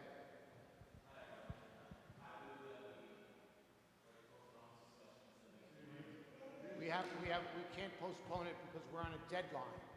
We have to give our answer. We're compelled to give our answer. Can you hear me? Go ahead. The issue is that because we are given the municipalities, meaning the community board, is only given a month, essentially, to review. If we do not vote tonight, we will be officially taking no position on any of the applications. Yes. Diego. I mean, I invite everybody to get their Google Maps out. There's a new feature. That allows you to measure distance, and it really doesn't seem like the property line of this school building is within 500 feet. It's 0.095 miles, if anybody wants to do the math, but that's over 500 feet. Unless the property line of this building includes the garden areas around it, this dispensary is not within 500 feet of the building, of any part of the building. Yes, Robert. My concern is that if we're in doubt, do it out. And what I mean by that is that the integrity of this board is at stake here. And if we do something that we think is right, but it's wrong, it becomes our integrity that we didn't do the proper research. So if there's doubt, even if we don't get a chance to vote on it, I think it's better to have a no vote than to have a wrong vote. That's my concern. But as far as if it's illegal, if he's sure it's illegal, Premier bus stop for IS 73, literally. So why don't we call the vote? You guys decide what to, you could decide on your own. The committee is against approving this site on Grand Avenue. So if you're in favor of being against it, just vote yes. Vote no means that you'd like to have the cannabis shop there. Everybody hear me? Yes. Is it more than one site that you're against, or just the one site? I thought there were 4. There are 4 sites that we're discussing. This is the first one. So we're just doing one at a time? Only one. We have to do site by site. Gary, call it. So yes means you're in favor of the committee's report, which is against having one there. And we're specifically talking about 7110 Grand Avenue, right? That's the way we wanted to call it, right? One at a time. Just that one item? Just that one Okay. line. All right. Mr. Arcuri?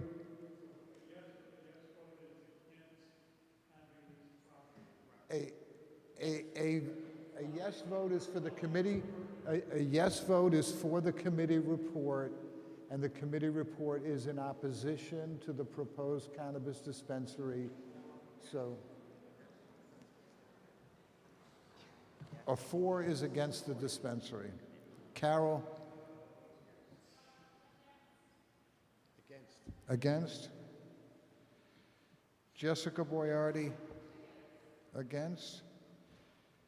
Eric Berkowitz? 4. Robert Chimelli? Elizabeth Chen? Against? Walter Clayton? Emily Coyne? Against? I can't hear. Pat Crowley? That I heard. Dmytro Fitkowski? Stephen Fiedler? Dory Figliola? John Gentry Fitch? 4. Gail Grabowski? Against? Fred Haller? Daniel Heredia? Christopher Herman? Fred Hofferly? Paul Kersner? Diego LeCleary? Against? Kathy Massey? Huaman Mora? Against? Do me a favor. If you are for, say for. If you're against, say against. Because too often to my ear, against can sound like yes, you know, if somebody says yes. Okay. Charles Ober. Margaret O'Kane. Michael O'Kane. Mary Ann Olson. Don Passantino. Ken Rayberger. Are you for or against?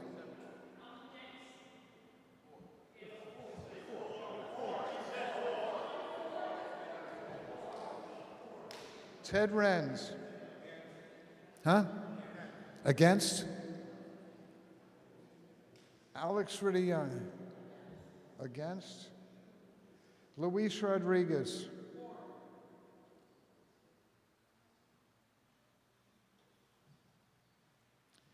Raven Rodriguez.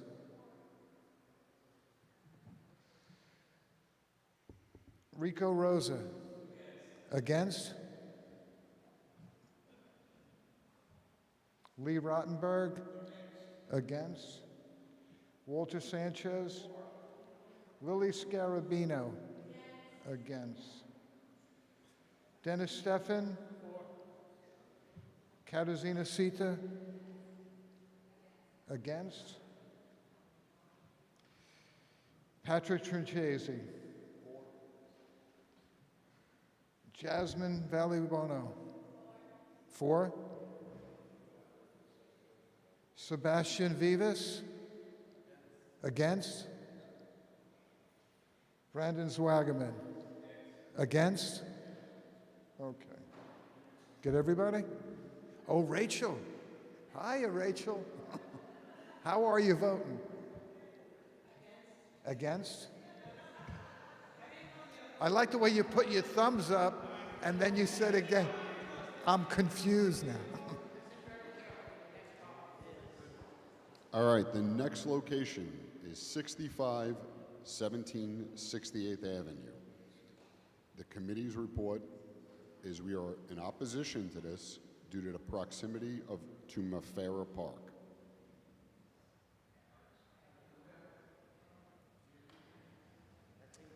'65 17 68th Avenue. Eric. So is this within 500 feet of a school? No. What is it near? A city park. It's near a city park. Okay. All right. Yes, question. Would it be possible to send a request for the committee to send a request to OCM whether that package that is delivered to the board, whether they've already verified whether it's statutorily allowed? Could we request that clarification from OCM? I assume we can, but it's up to us to do our due diligence. So the committee looks the same way at a park as it does a school? Is Yes. Yes? Okay. That's what we voted on, that we were going to treat Okay. it the same. All right, let's call it. Any other questions? Yeah, sure. The address. 6517 Avenue. And that's in Glendale. Correct. Is that north of Catalpa? It's north of Catalpa Avenue, do we know? Okay. Yes. So again, same thing. If you vote for, it means you're against having the cannabis shop there, because that's what the committee is recommending. So for means you're against having the shop there. Against means you're in favor of having the shop there. Go ahead. Questions? Two more questions. Go ahead. Go. Nope. I just wanted to know how many feet were calculated between the park and the dispensary. Do you know? And I know, but I want to know what the committee had, because obviously Google has its own interpretation of distance. What did the committee find? How many feet approximately?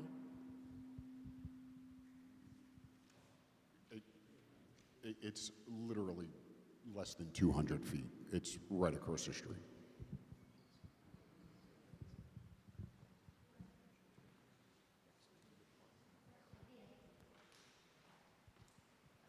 Yes. Hi, one more question, Brandon Zartman. Just to be clear, the law is the same for city parks as it is for schools? No. This is just completely your opinion. It says nothing, it's not Correct. illegal. The Okay. committee feels it should not be Okay. close to a park either. Yes.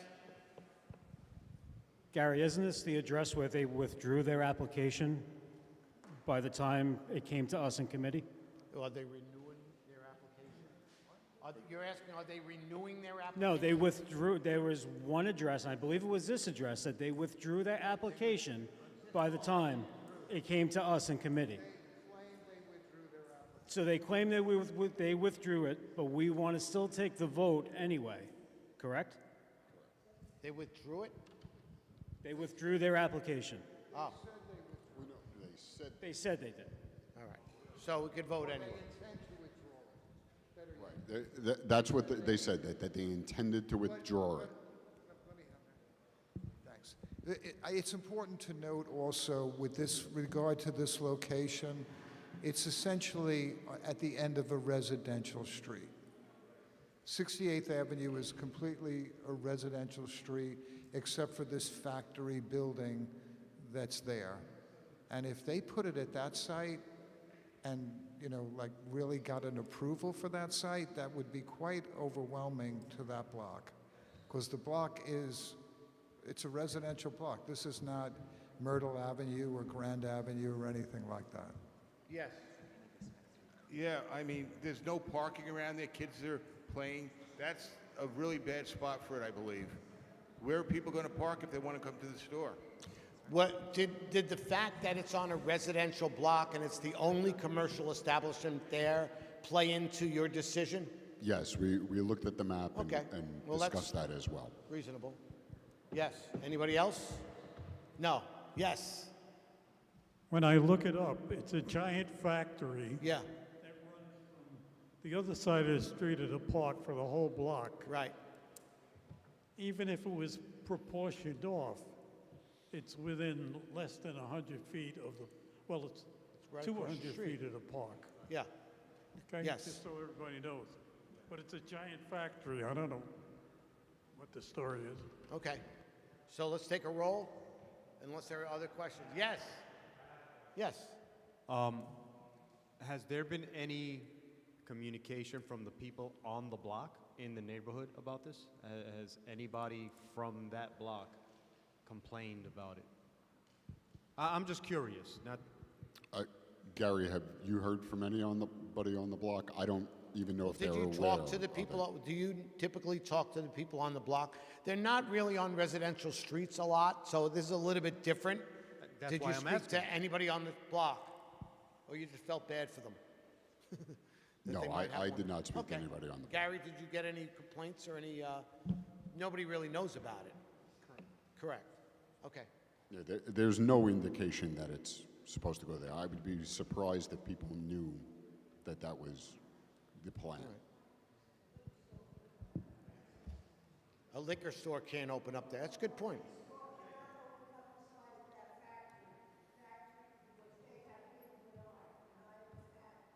Okay. Any other questions? Let's call the roll.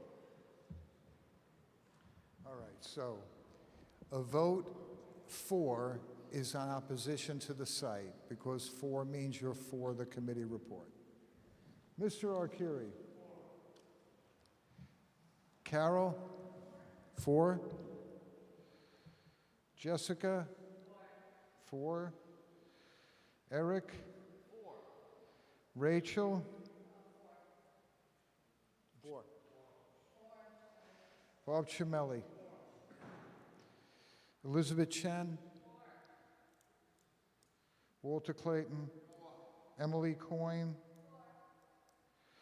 Pat Crowley. Dimitro. Steve Fiedler. Dory. John Gentry. Gail Grabowski.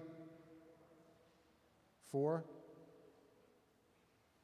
Fred Howler. Daniel Heredia. Christopher Herman. Fred Hofferly. Paul Kersner. Diego LeCleary.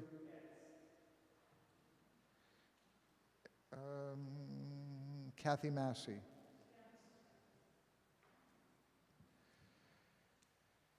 Mr. Mora? Charles Ober? Peggy O'Kane? Michael O'Kane? Mary Ann Olson? Don Passantino? Ken Rayberger? Ted Renz? Alex Ritteryoung? Luis Rodriguez? Raven Rodriguez? Rico Rosa? Lee Rottenberg? Walter Sanchez? Lily Scarabino? Lily? Dennis Steffen? Katarzyna Sita? Patrick Trinchesi? Jasmine? 4. Sebastian Vivas?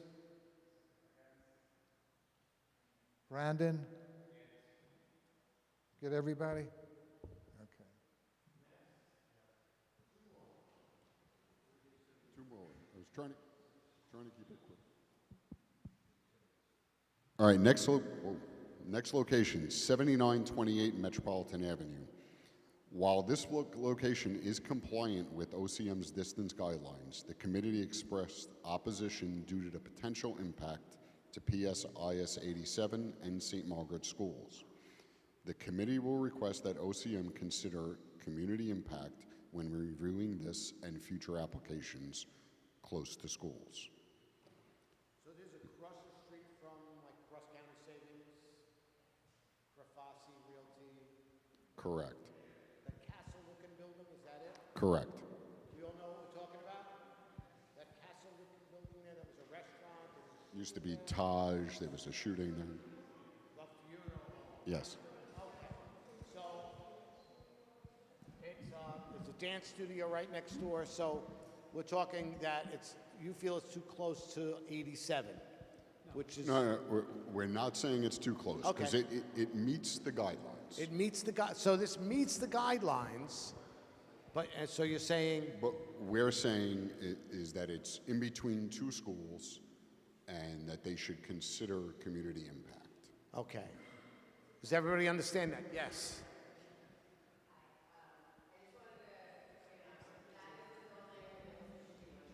Yes. Yeah. Point now, where there was a hookah lounge, and there was that shooting, and there was a fatality, I believe. I just want to. That's correct. Yep, that's correct. A problem area since, like, for years now. So. Correct. So technically, this location does meet OCM's requirements. For distance and, yes, Correct. you. Sure, it's 7928 Metropolitan Avenue. Eric? How far is it from each school? I don't recall the distances, but it's a good distance, over 1,000 feet from St. Margaret's and... It's, yeah, it's between Yeah. St. Margaret's, is right down the block. Well, it's a few blocks down to St. Margaret's. One, but it's a long block. It's a long block. Okay. And 87, it's Okay. around the corner. It's a little closer. It's closer to 87, yeah. Patrick, does a committee have public safety concern, as was mentioned? Is that because apparently there were issues there before? Is that a consideration? Yep, that all came up. It just seems to be a problematic location, and I got you, Peg. we don't want to take any position, as opposed to it, but we want the schools to be considered and how it's going to impact those areas and the community around it. Behind all of that area is all residential. Didn't we get a demolition notice for right there? Yes.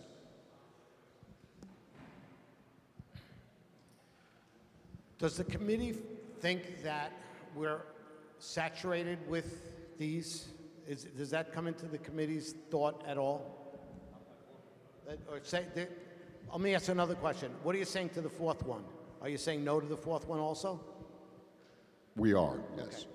So does the committee think that we're saturated and there's enough places in the neighborhood right now to buy cannabis? That wasn't specifically discussed, but there are places. Okay. All right. Any other questions? You want to take the roll? Yes. Somebody? No? All right. So again, the committee's recommending no for this one on 79th Street and Metropolitan Avenue. No, we're just saying that they should consider.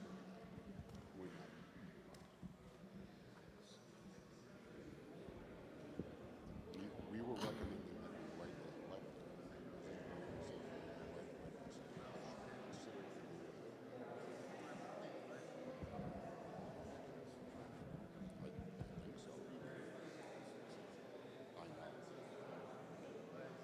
So we're essentially saying All right, we going. Let's call the roll. write a letter. Yes.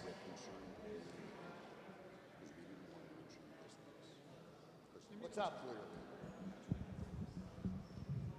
Just to reiterate, there's some confusion here I'm hearing. What's the Is confusion? the committee for letting this cannabis No. be in existence? No. You're against? You're against? Oh. You see? You see what I'm saying? I don't know. My I'm bad. confused. I'm confused. That's, so you're not saying no to this? Okay. My bad.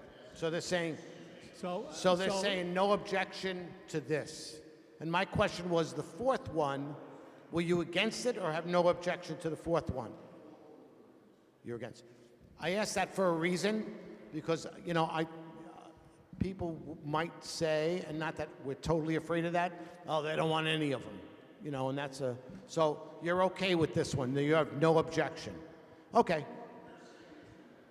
It's compliant and you have no objection. Chair. So Point of order. OCM should consider community impact is what he's saying, but it's compliant. Okay. Point of order, can the chair clearly state what the motion is, whether we're approving or rejecting in the address? Sure. So what is, Walter, I didn't understand a word of that. what do you want me to say? What do you want? I mean, I'm sorry. The committee has no objection to approving this location. Is that clear enough? No. Walter, So then say what it is. So what we're saying is that the location is compliant Okay. with OCM standards as we see it. We're recommending that we write a letter considering the community impact to the school communities around there. I don't know what that means, but maybe if you guys do, I don't know what, I mean, we're asked to make a recommendation, yes or no. I think asking, to consideration for, for the schools, the impact, okay. Yes, you and then you.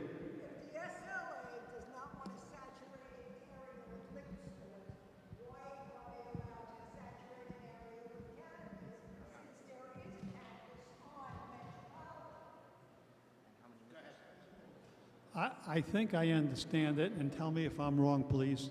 If we vote for, we vote for the committee's recommendation, which is to send a letter, and also you're saying that you're not officially voting against not having the cannabis at that location, correct? Correct. Okay, thank you. Everybody understand that? All right. Go ahead, what's the question? Hello? Hello? Yeah, I just wanted to say that there's another cannabis store 4.5 blocks away from that. There's another cannabis store 4.5 blocks away. Okay. Right, on 74th Street, the cannabis place. So I don't know if we want to oversaturate Metropolitan Avenue with 2 cannabis stores within 4 blocks. Well, Lee, it's over the 1,000 feet that, according to OCM, says. Yeah, we're on time compliance with the And if it changed to 500 feet, it's definitely compliant. So if we're in a time compliance, we've got to do a yes or a no. If you're asking a letter be written, I don't know what, just as a community board member, I wouldn't know what's in that letter to vote yes or no. That's all. I mean, I believe that we have to be either for or against it, but if you want to make that recommendation, that's fine. I mean, I just don't see it has any bearing or teeth at all. That was the recommendation that the committee came up with, that we can't find a reason to object it based on the current OCM standards. Okay, so that's the motion. We can't see a reason to object to it based on the rules. Okay, yes. I make a motion that we amend this recommendation to either vote in affirmative or negative to OCM. So, well, you're the parliamentarian. How does this work? It's not effective if we say you can do whatever you want. Right. We should either be telling OCM yes or no. So, we have an amendment. An amendment? We have an amendment to your motion. We have an amendment to your motion. We should either be telling the Cannabis Control Board, SLA, yes or no on this location. Point of order. Parliamentarian, pay attention.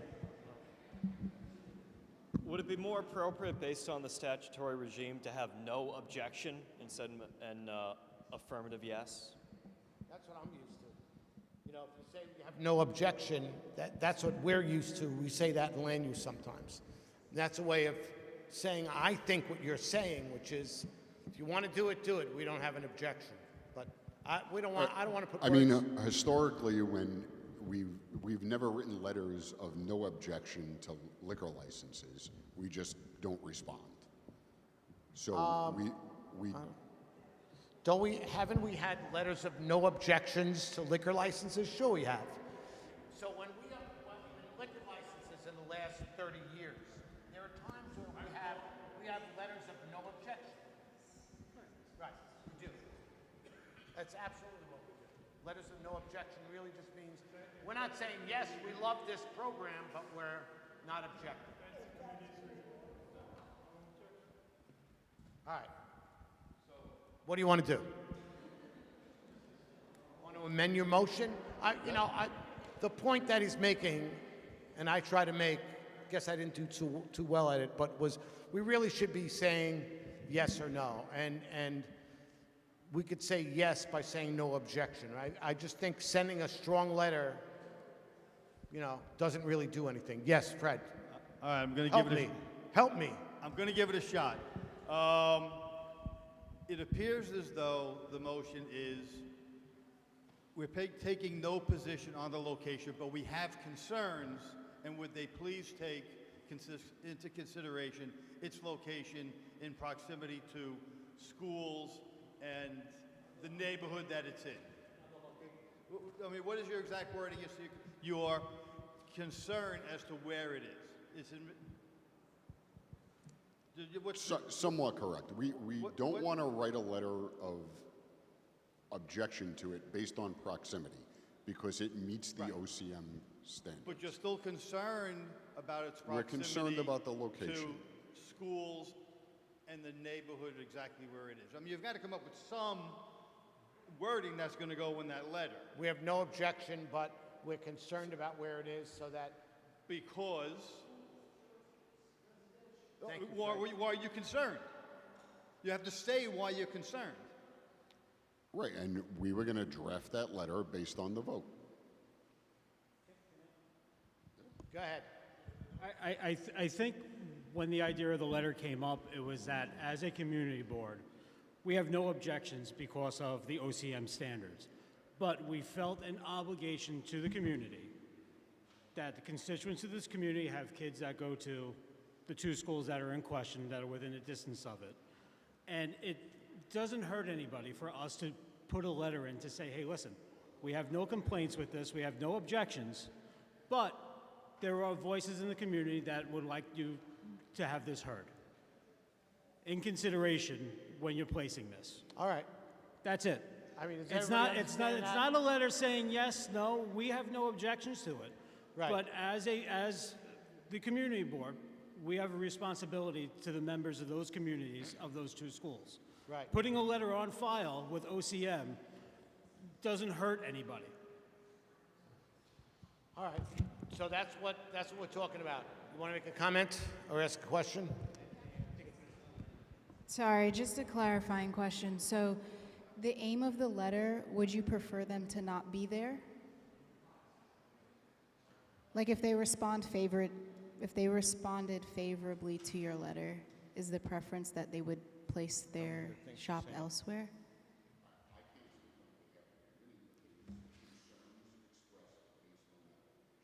Okay. Okay. All right. So. Thank you. Yes. So if the committee is saying there may be concerns about the location because of the community, wouldn't they be speaking aren't they speaking on behalf of the community and saying, we, not say anything, but just deny the location because of the concerns that, the proximity to other buildings in the area and the children that are there between parks and everything else, and maybe even because of the proliferation of these buildings. I mean, rather than asking them to address the concern, would the committee not be of the same opinion?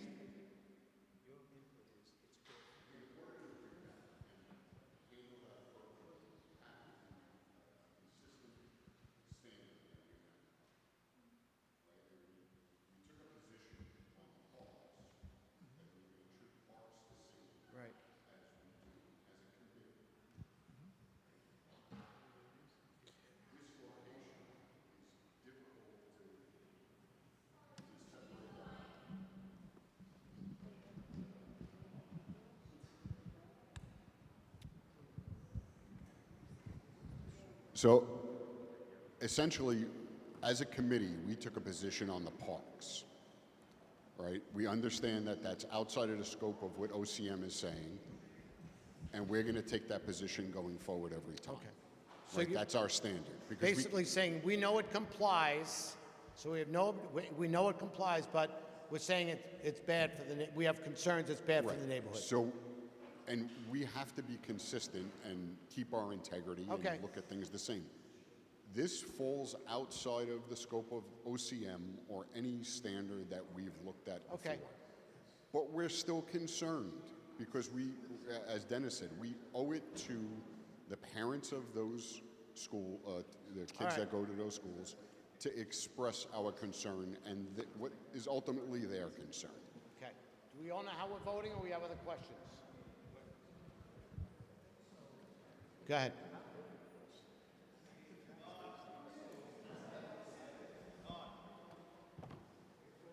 So just to clarify, so what the current vote, yes will be in favor of submitting a letter of no objection with your concerns to OCM, and a vote for no will be against that letter. That's correct, yes. Okay. Are we all clear? Let's call the roll, please. Ted?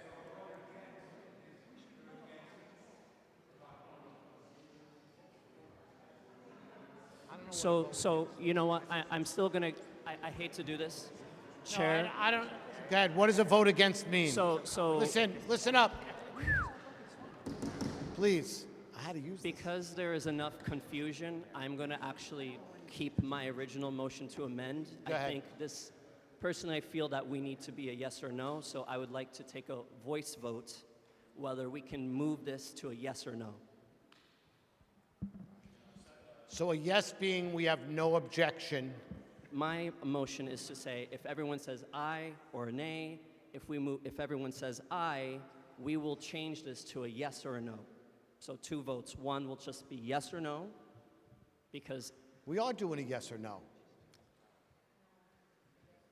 Because the issue is with his original motion, Yeah. right? If we vote no on the letter of no objection, we're still not giving OCM a standpoint. I'm saying we should all agree right now to change this to a yes or no vote, and then vote accordingly. All right, Thank you. so we're voting on whether we can change this to a yes or no vote as far as whether we feel we should allow the cannabis shop to locate there. Okay. Any objection to that? Let's call the roll. I request it's a that we yes do or this no. by a voice vote, if that's okay, A just to voice save vote? time. Yeah. All those in favor? Any that we should yes or no vote this as opposed, well, okay. So you're not, I know. Okay, so we're going with that. Let's go. So now, your motion, your amended motion. He's the one proposing. Yeah, you're right. So the motion's on the floor. Are you taking an amendment for your motion or not? So what's your, you recommended an amended motion to vote yes? Okay, so go ahead, make the motion again. Go ahead. One more time, one last time, I promise. So the motion is right now that everyone's just going to vote individually on whether they want the location or not. Correct. Correct. Yeah. So yes means yes, you're okay with it at that location. A no means you're not okay with it at that location. Fair? Fair. Let's go. Okay, so then I withdraw my motion. Call the roll. Yes means you want it at that location. A no means we don't want it at that location.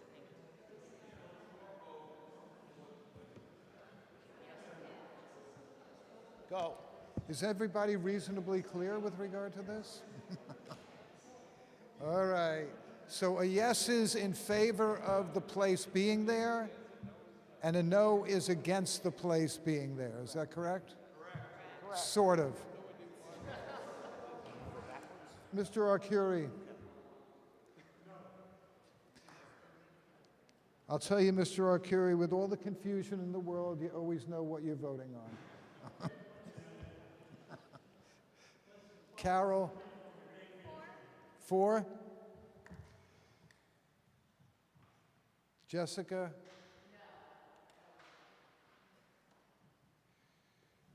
Eric?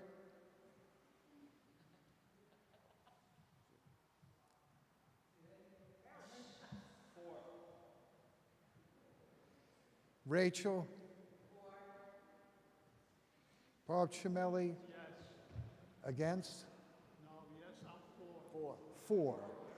That's what I mean by yes and against sound the same to me. You're 4. Okay. Elizabeth? Yes. 4. Yes or no? Just say yes or no. Clayton left. Emily? At some point I was, but I stopped. Gary is. Pat Crowley? 4. I'm sorry, guys. 10 o'clock. Dimitro? Fiedler? Against, right? Oh, I see. Dory? John Gentry? Gail Grabowski? Fred Howler?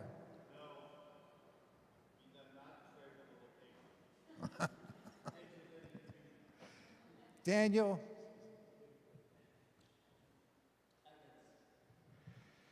Chris Herman? 4. Fred Hofferly? Paul Kersner? Diego? Yes. 4. I'm going to call Eddie Littau's name every time. Kathy Massey? Did she leave? Mr. Mora? Charlie Oba? Peggy O'Kane? Michael O'Kane? Did he say? I'm abstaining. Oh, you're abstaining. Marianne? Don Passantino? Ken Rayberger? Ted Renz? Alex? Luis?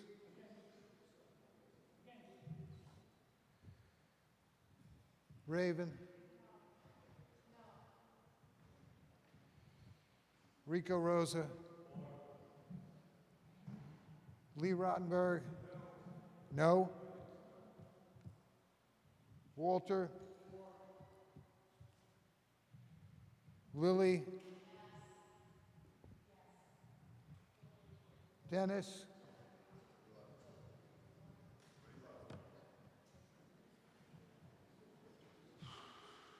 Katarzyna? Did she leave?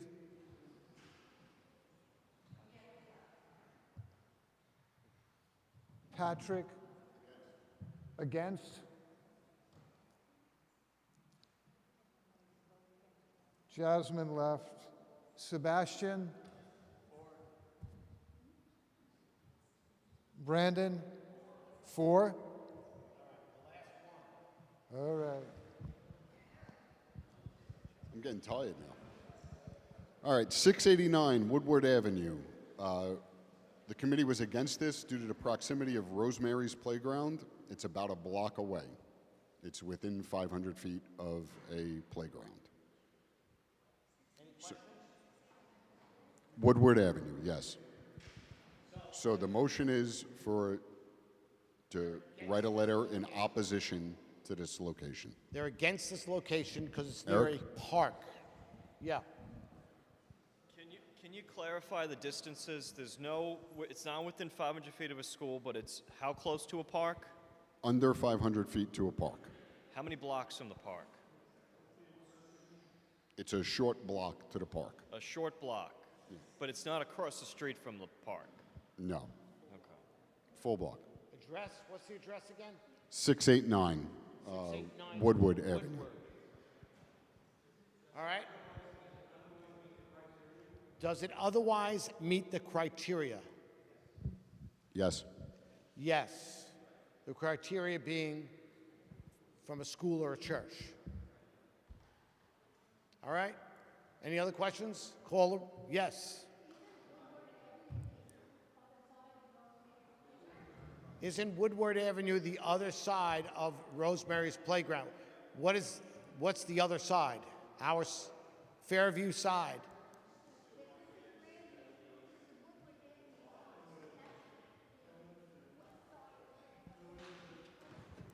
No, that's Woodbine. It's Woodbine, then Woodward.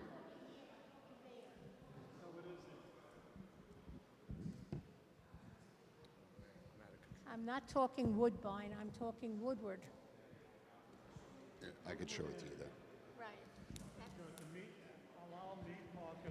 So this is the proposed location? All right. That's the call on park. question. Oh, Let's go.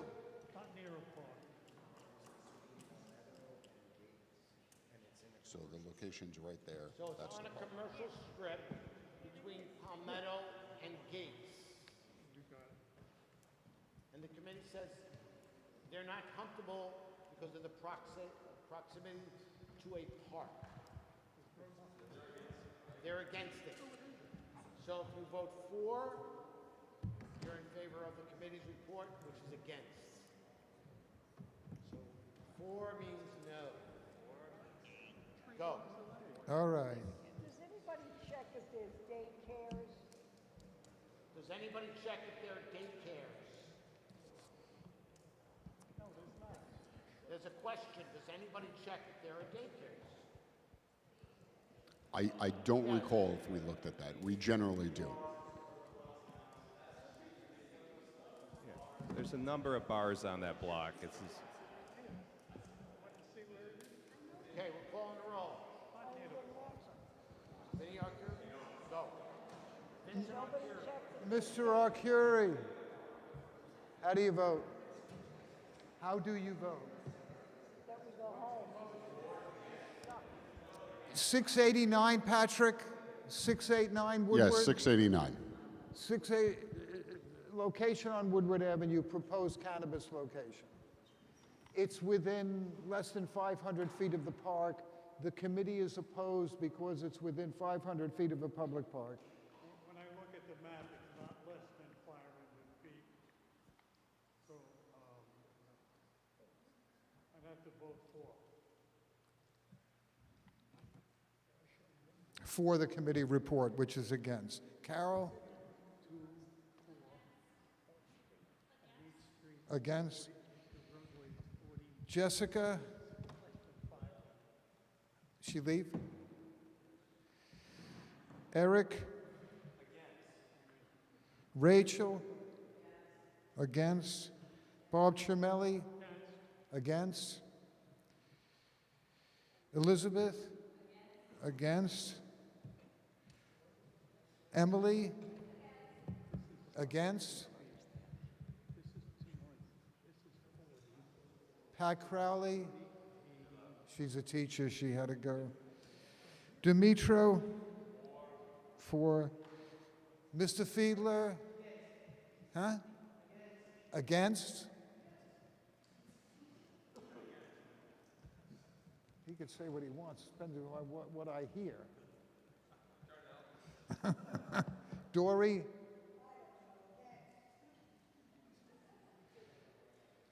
John Gentry? Gail Grabowski? For? Fred Howler? For? Daniel? Against? Chris Herman? Against? Fred Hofferly? Paul Kersner? Diego? Against? Mr. Mora? Against? Charlie Ober? Peggy O'Kane. Hey, Peg, we're up to you. Mike? Marianne? Against? Don? Ken Rayberger? Ted Renz? Alex? Against? Luis? 4. Raven? 4. Rico? 4. Lee Rottenberg?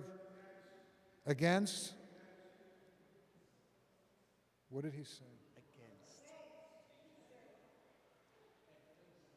Walter? 4. Lily left, right? Dennis?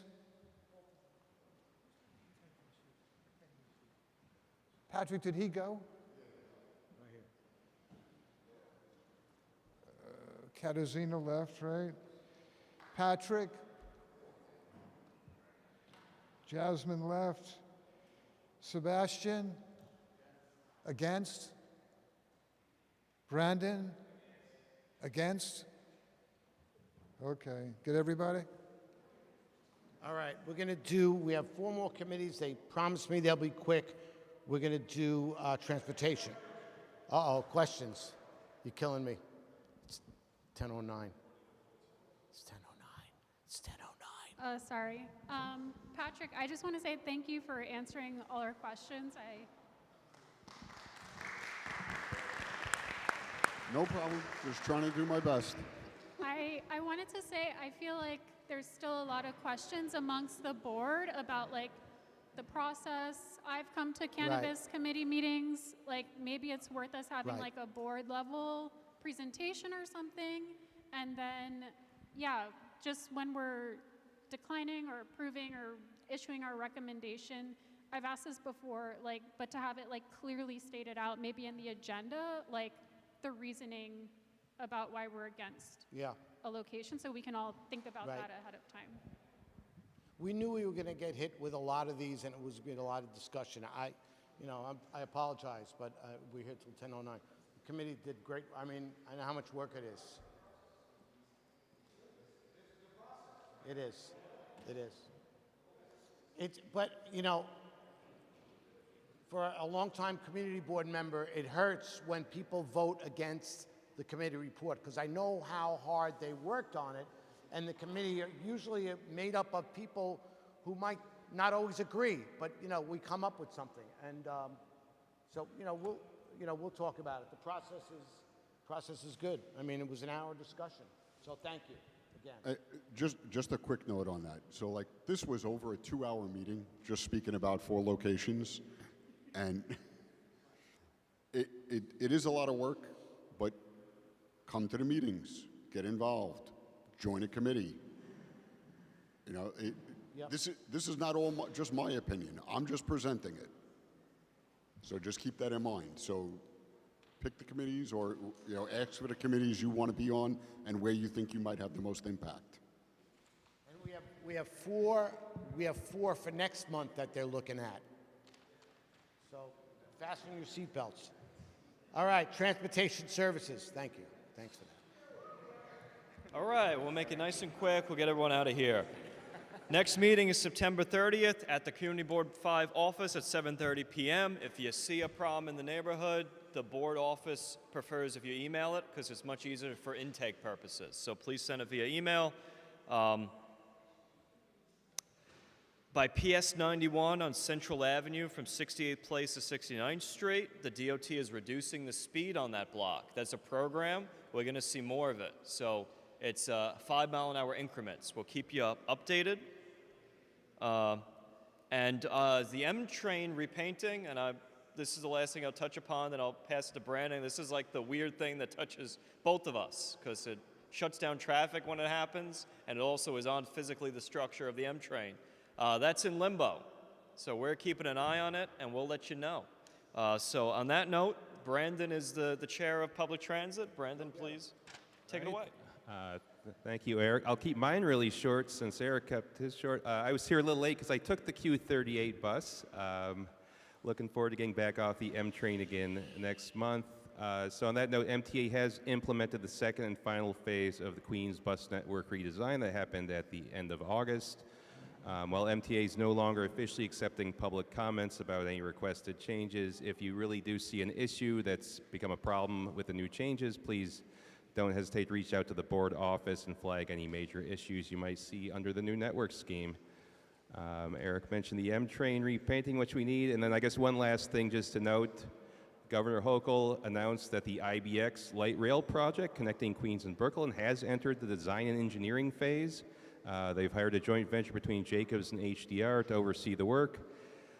When, if completed, this would be a 32-minute run time along a 14-mile route between Jackson Heights, Queens, and Sunset Park, Brooklyn, with 4 stations servicing parts of all 4 of our CB5 neighborhoods, and would be projected to serve 150,000 riders per day. Estimated to open as soon as the early 2030s, if all goes as planned. So we will keep you updated. We heard about any future public engagement opportunities on that project. Question.